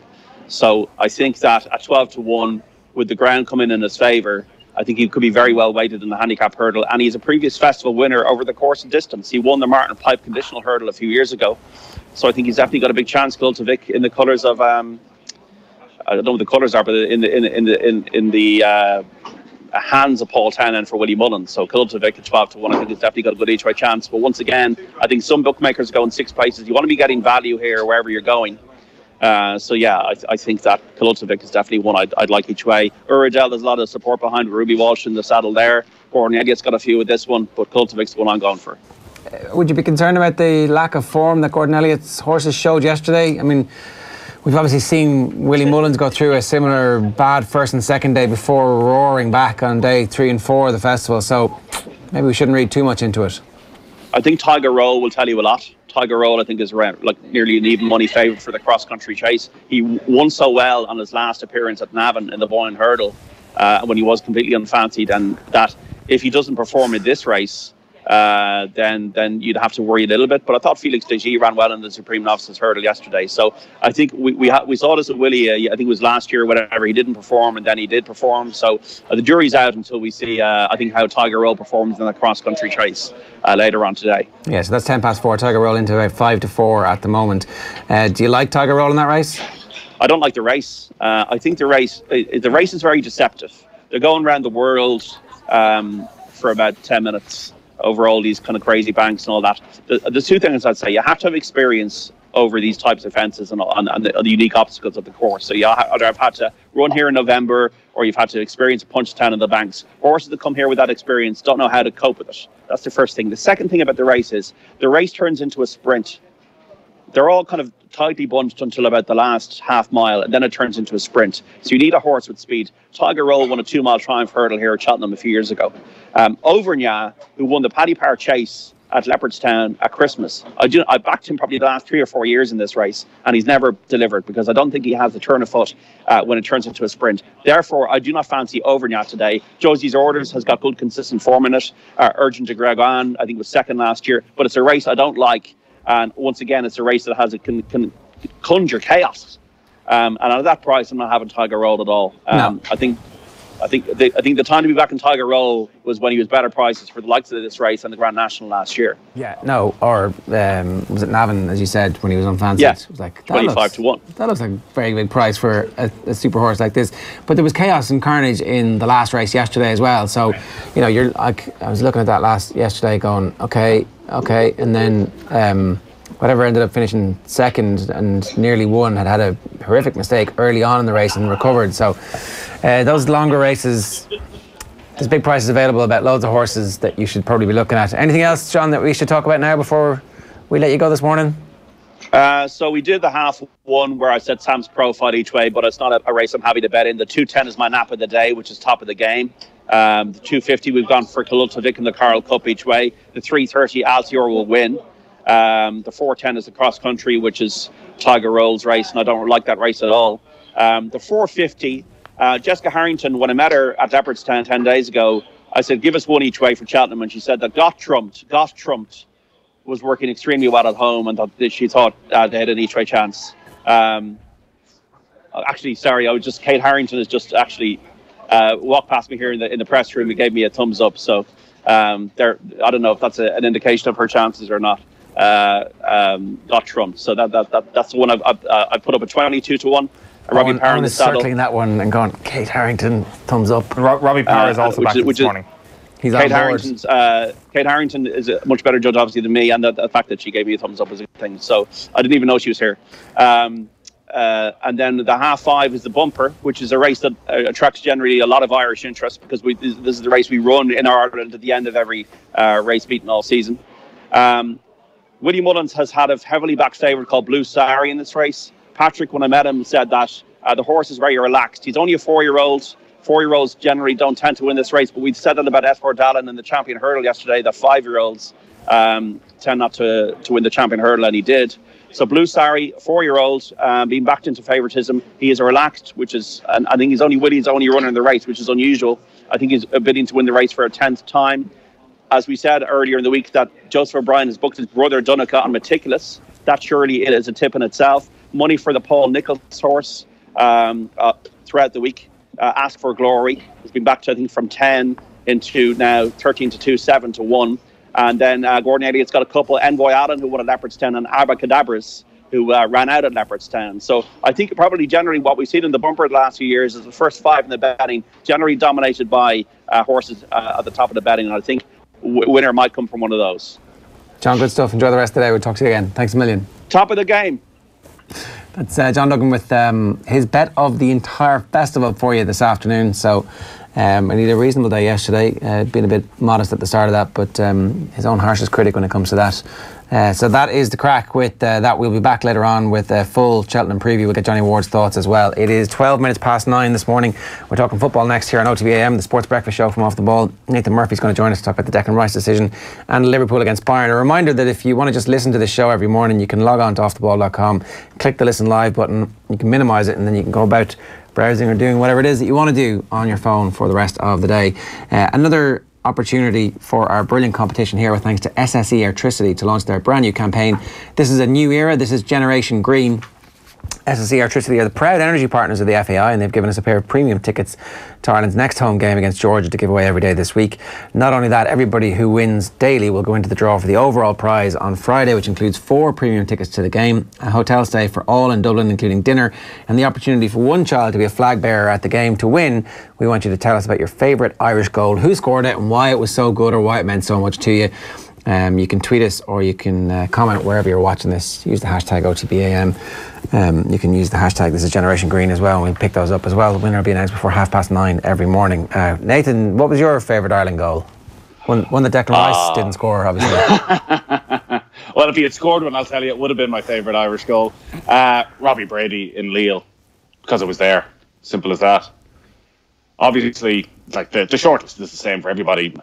Houghton, Robbie Keane and Ibaraki, but I think Robbie Brady, just because there was such a desperation at that stage, we felt like we were going to have to go home, and then out of nothing, Wes Houlihan plays that wonder ball. Robbie Brady pops up, and yeah, I think we had a good night. We did, and didn't you get lost and miss your train the next day? Irrelevant. Made the goal all the better. I remember us having to make some panic phone calls going, it's the Euros and bad things happen to people when you just didn't charge your phone and the laptop, blah, blah, blah. Wasn't that what happened? No, Keane Murta stole took the wrong bag. I do remember, though, I think I mentioned at the time, so I did go offline for about 12, 14 hours. It's about 6 o'clock that evening. I eventually got my phone charged and I rang my wife to obviously explain it. She was like, what do you mean? Literally hadn't even noticed. It's fine. Whatever. Why did you drag the FAI through the mud and the entire country. Why have you made Ireland a laughingstock on the international stage of world football again, Nathan? You were one of the judges who were charged with picking a young Ireland footballer, and you've picked Declan Rice, who was an English footballer, for our awards too. The full judging panel, sorry to interrupt, Nathan, the full judging panel here, in case anybody's wondering, it's Paul Lennon of the Irish Daily Star, Neil O'Riordan of the Irish Sun, Nathan Murphy of Newstalk, Ben Blake, the 42, and Paul Walsh of Virgin Media. That's your full shortlist. So we're not blaming it all on you, Nathan. Well, the reason we picked Declan Rice as the Young Player of the Year was because he was the best young player to play for the Republic of Ireland last year. It was simple as that. We met at the beginning of January. In fact, I think we met just a couple of days before Declan Rice's birthday. And I can't remember exactly if it was a unanimous decision, but I've been on this panel for several times and it gets quite heated. People take it very seriously, these awards. The judging panel take it very seriously. There wasn't a huge amount of discussion as to whether or not Declan Rice deserved the award. I think everyone was in agreement he was the best young player last year. There was discussion, of course, as to whether or not, because of what could happen, he should get the award. But the feeling was that this award is judged on what happened on the pitch in 2018, and Declan Rice deserved that award. And regardless of his switching to England, I don't think we could have gone back and given it to whoever finished in second place or somebody else. Why not? Because that in itself would be farcical. Declan Rice was the best young Irish player in 2018. But he's not qualified anymore. He decided he didn't want this award or anything to do with Ireland anymore. He doesn't really... I mean, you can bet that the Ireland caps are not going to get framed and be put up in his house because they're irrelevant to him. But are the Ireland jerseys not framed and up in his father's house? It did happen. He did play for Ireland. Are we going to go back and expunge his caps from last year and say that these matches never happened? No, but we don't have to... He won the under-19 award last year. He won the under-17 award a couple of years before that. Like, do we suddenly take them off him? While he was still playing for Ireland and while he... But he won this award while he was still playing for Ireland. Can we just go back to... It was 2018. Did he only play 3 games for Ireland? Is that... Yeah, he did. He played 3 friendlies and he was man of the match in 2 of them. Okay, and so that was enough... You've got to remember the year we're looking at. It was one of the worst years for Irish football. Okay, was there any discussion around anybody else who might have been a potential candidate for this? Like, is there... Of course. There's a short list put together. I think this year there was 10, 11 players eligible. So it's any player under the age of 25, which you can question yourself as a young player, but they had to bring it up a couple of years ago from 23 because there simply weren't enough under 23s. It has got nothing to do with your club form at all. It's simply what happens on the pitch in a green jersey. So even somebody like Michael Obafemi was eligible for the young player because he played a minute or two at the end of one game. So there was discussion. Of course there was a short list put together. There was other names thrown out there that Callum Robinson had a good year. Callum O'Dowda had an okay year, but even Callum Robinson wasn't eligible to play for the Republic of Ireland for the full 12 months. So I think you look at Declan Rice's performances in those friendlies, and it was better than what anybody else achieved over the course of the year. Okay, Kevin Kilbane made the point, don't have an award. Is that not the right thing to do? That's not our decision. That's not our decision. That's the FAI's decision as to whether or not they simply don't have an award. I would have some sympathy for the FAI there because what you're saying is you literally we've had the vote. Remember when the vote happens? When did you have the vote as a matter of interest? So the vote was, I think it was maybe 9th, 10th of January. So this was well before Declan Rice made any decision. But if they had turned up on Sunday night and just gone ahead with the award ceremony and just left out the young player altogether, maybe nobody notices, but I suspect a couple of people notice, and then people start to put 2 and 2 together, and then that in itself becomes a controversy and something that probably drags on to next week, next Monday, Tuesday, when the squad are getting together for the first time. So the FAI obviously decided they just wanted to get out in front of this, which was probably the right thing to do. Did they come back to you guys and say, can you have another... Because there was a line about respecting the integrity of the process in the press release. What was that about? Well, the process was that at the time it was discussed, well, what will happen if, as has happened, Declan Rice goes. And the integrity of the process was we were being asked to judge on last year's performances what happened on the pitch, not the Irishness of a player. It happened. He played the games. He was the best young player. Regardless of what happens afterwards, I don't think that's our problem. He was the best young player. It should be in the record books. So, yeah, it is in the record books. And he was our best young player. But what's the point in giving him an award now? And as has emerged, essentially made the FAI a laughingstock in England again.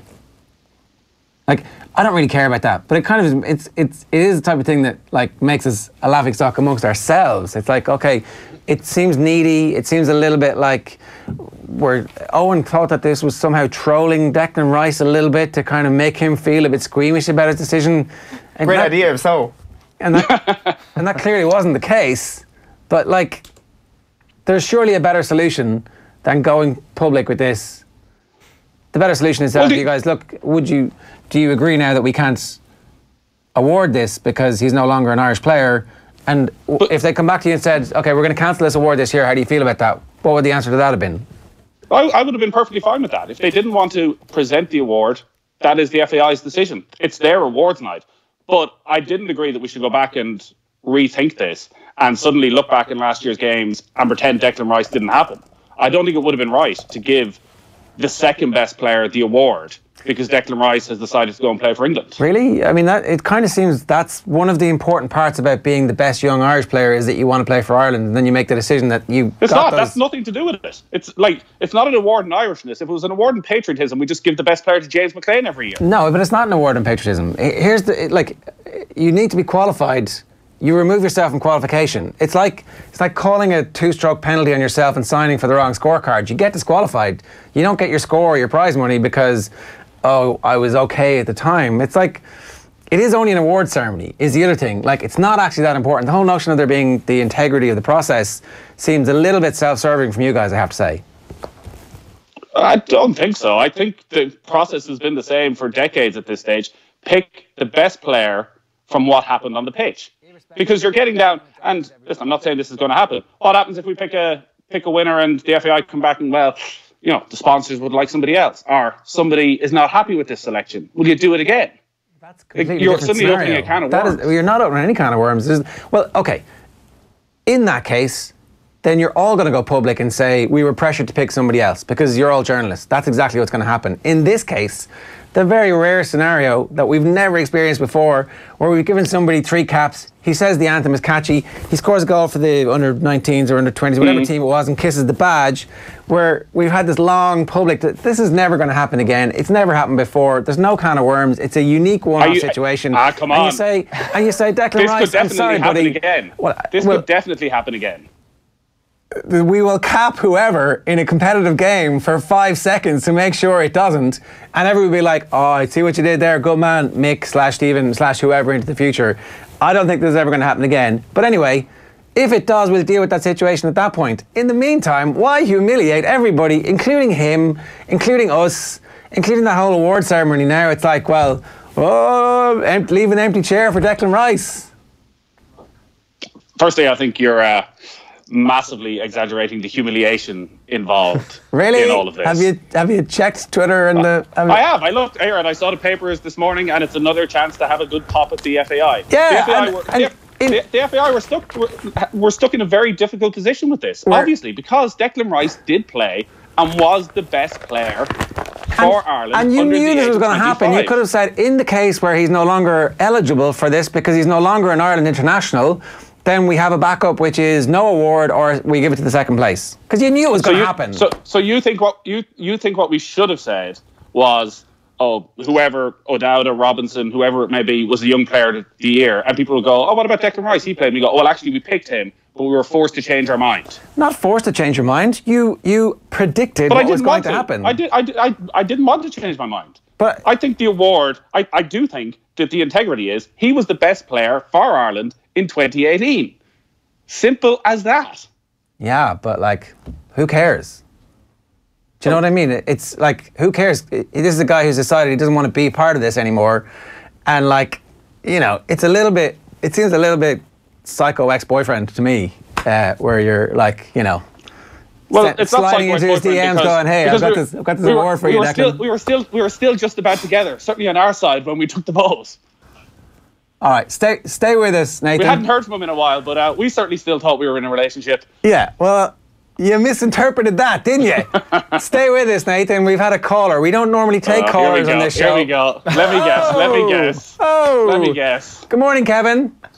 Good morning. How are you keeping, lads? I'm just up this morning, just watching, listening. Oh God, it's just reverberating rubbish. Really, that's the way that I see it.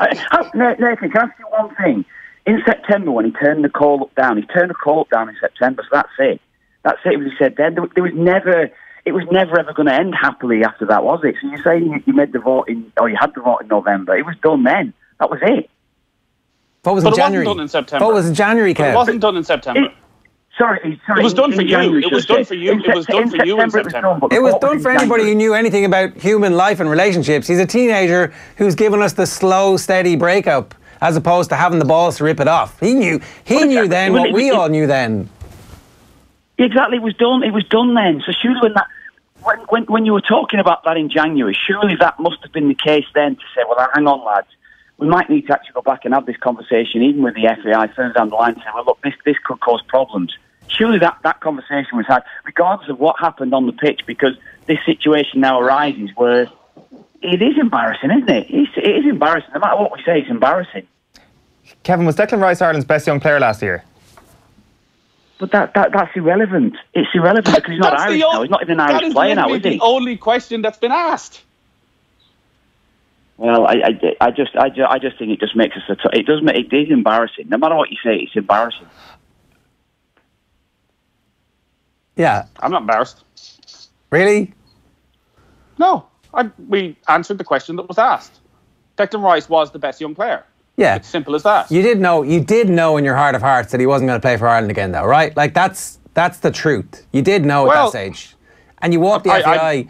As a group, you've walked the FAI into this situation where they're like, oh, look, this isn't really anything to do with us. Yes, it is our award ceremony, but we outsourced this to give ourselves, an arm's length distance from it. And these guys over here have walked us into this and they're not embarrassed. And they're sticking on this technicality that it was like, oh, on the field of play, he was the best player. I mean, yeah, sure, maybe he was, and maybe there is no case for anybody else, but no, at no stage last January when we were having these discussions did the FAI say there was any issue with nominating Declan Rice. None whatsoever. But you guys didn't spot one. Obviously not. We nominated him. So obviously we didn't spot a problem. Did you have that conversation? Did you have that conversation that, look, this could blow up in our faces further down the line? Yeah, no, we did. We obviously discussed what would happen if Declan Rice decides between now and March 17th, and it was the first international, so everyone was expecting a decision. But our feeling was that we were being asked to judge on what happened last year, not what might happen in the future. So it was simple. And, Ger, I think there's a lot of revisionism going on your behalf here. Yeah. Everybody knew in January that Declan Rice was definitely going to England.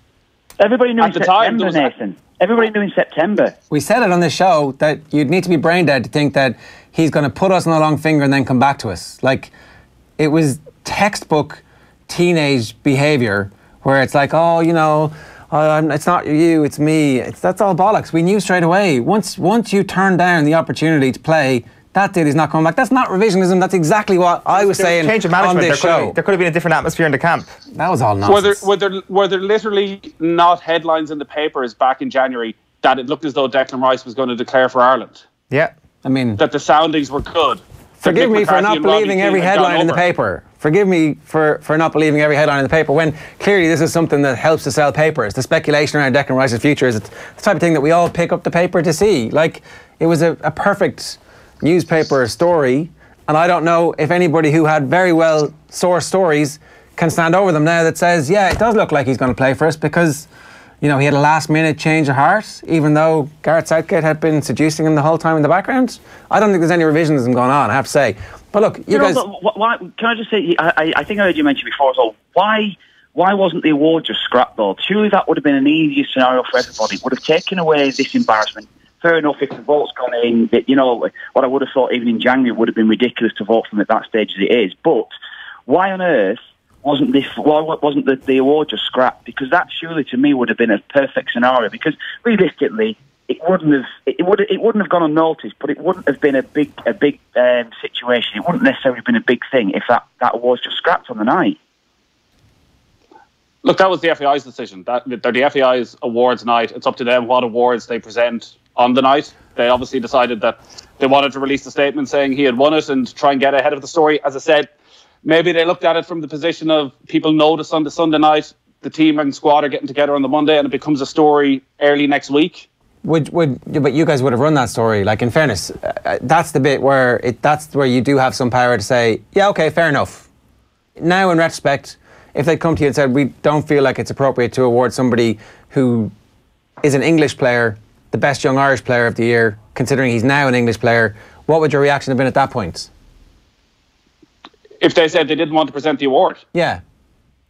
I have no problem with them not presenting the award. It's obviously a extremely unfortunate situation that our best young player of 2018 is getting the award in 2019 when he's now an English player. Yeah. Yeah, just one thing back on the original thing you meant there, Nathan, just regarding the stories that were breaking that he was going to come and play for us.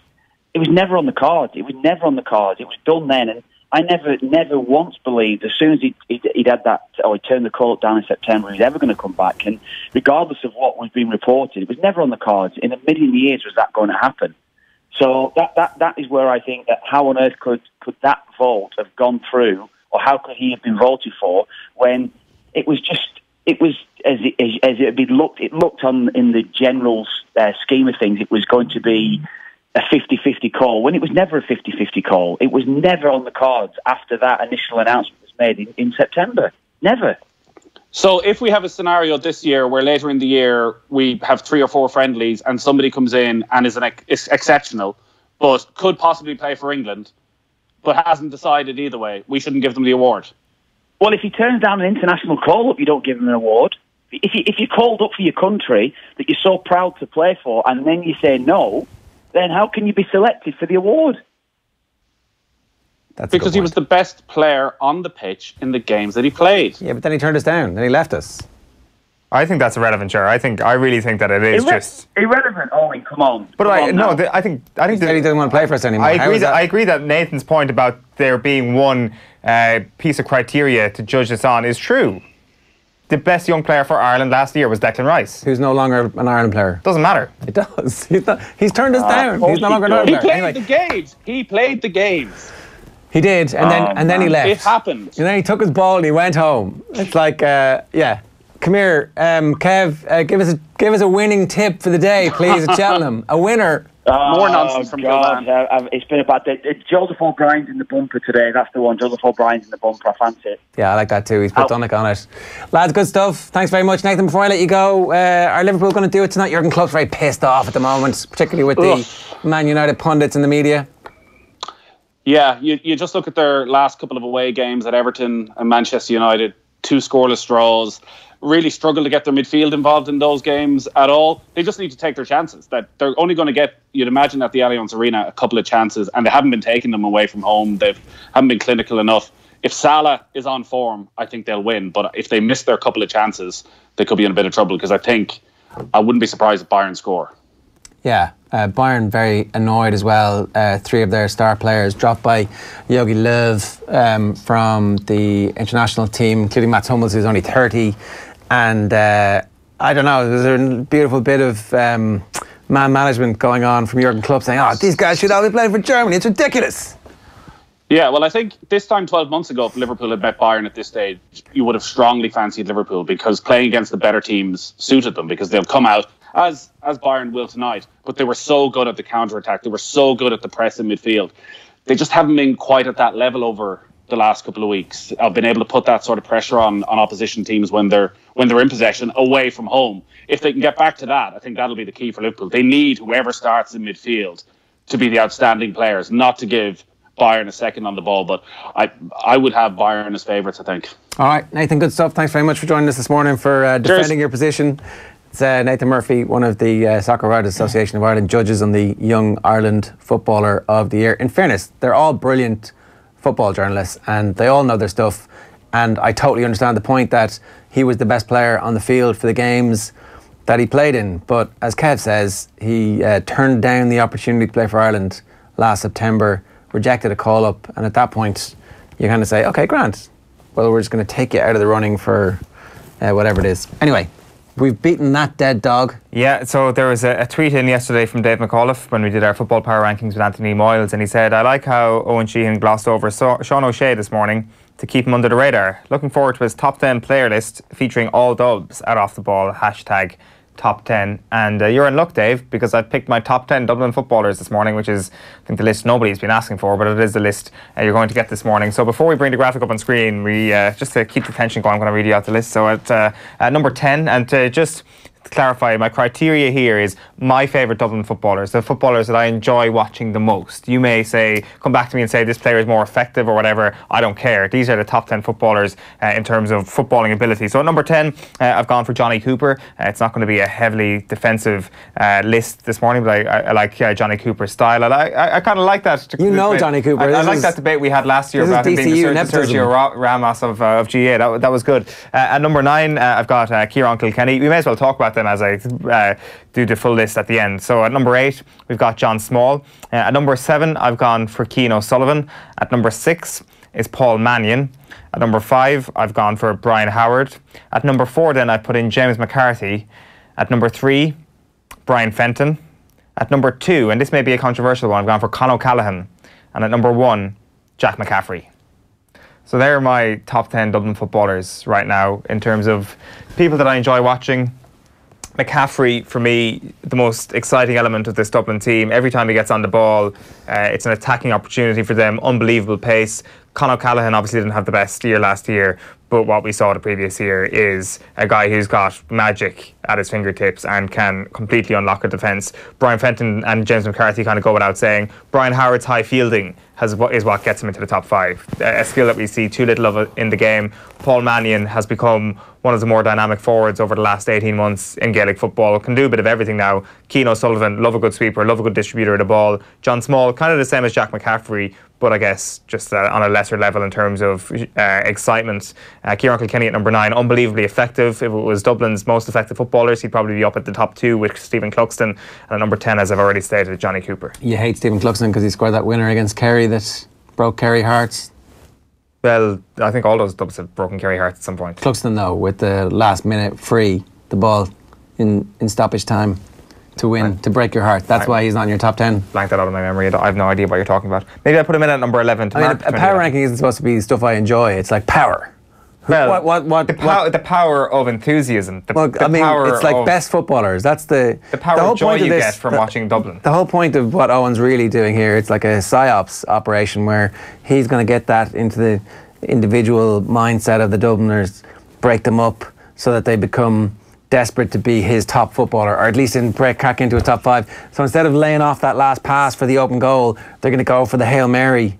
That's what you want to happen here. It's funny you say that. That's exactly the point you made about your own opinion about this list before we went on air earlier on this morning, that you want there to be a rivalry between the Dubs. If that's the byproduct of this, then so be it, but that is not my intention. All I am is merely basking in the greatness of what is potentially the greatest football team of all time.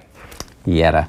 Good man, Owen. Thanks for that. Okay, so we had loads of entries for our competition for the best Ireland goal. Tom Flynn, Andy Reid, free kick versus Cyprus. Tom Flynn, Andy Reid, free kick versus Cyprus. Kevin Callahan says Ray Hatton's goal in Euro 88. Sweet. Robbie Brady versus Italy. Euro 2016. Wes dropped the ball in the sixpence. The Finnish created history. Leonard King says Jason McAteer against Holland. Shane Long, hashtag OTBAM, the Shane Long goal against Germany. Absolute screamer with a beautiful assist from Darren Randolph, who come off the bench that night as well. People forget about that. Has to be McGeady's goal. The spin and 30-yard top bins. Can't beat it. What was the McGeady goal? Which goal? Did he say which team against Georgia, was it? Oh, the last minutes too. They started that campaign for... Jesus, yeah, you forget about how important that was. Yeah. I presume that's what he's referring to. All this week on OTBAM, we're giving you the chance to win a pair of premium tickets to Ireland against Georgia. It's all thanks to SSE Electricity and their new campaign. This is a new era. This is Generation Green. Congratulations to our winner today is Thomas Maguire, who tweeted us Alan McLaughlin's goal, 1993 at Windsor Park, sent us to the 1994 World Cup. Pretty important goal. And not a bad finish. Kind of underrated quality finish. All the winners for the daily prize go into the draw for the overall prize on Friday, which includes 4 premium tickets to the game, hotel stay for everybody in Dublin, including dinner, and the opportunity for one child to be a flag bearer at the game. We'll give you another chance on tomorrow mornings from 7:45. Our Cheltenham show is live today at 11:30. John Duggan and Johnny Ward updating the whispers and the betting and what the weather impact is going to be. So it is going ahead today. Very windy. I don't know if that has any impact. Probably doesn't really have that much of an impact in terms of what you would expect from certain horses, but the stamina horses, probably the ones that you're looking for as much as anything. And the Gaelic Football show's live today at 12:30. Leitrim's Emlyn Mulligan is going to be in studio. Tonight on Off the Ball, Keith Wood and Roy O'Connor. On Wednesday Night Rugby, the very latest from Cheltenham. Tim Vickery, Barca's forgotten man Philippe Coutinho could well be on his way to Manchester United, and Dan McDonnell will be in studio tomorrow morning. The Shot Clock with Kieran Donaghy. We've got rugby, we've got Liverpool, we've got Cheltenham, and we've got way more as well. So we'll see you tomorrow. It's 9:40. Good luck.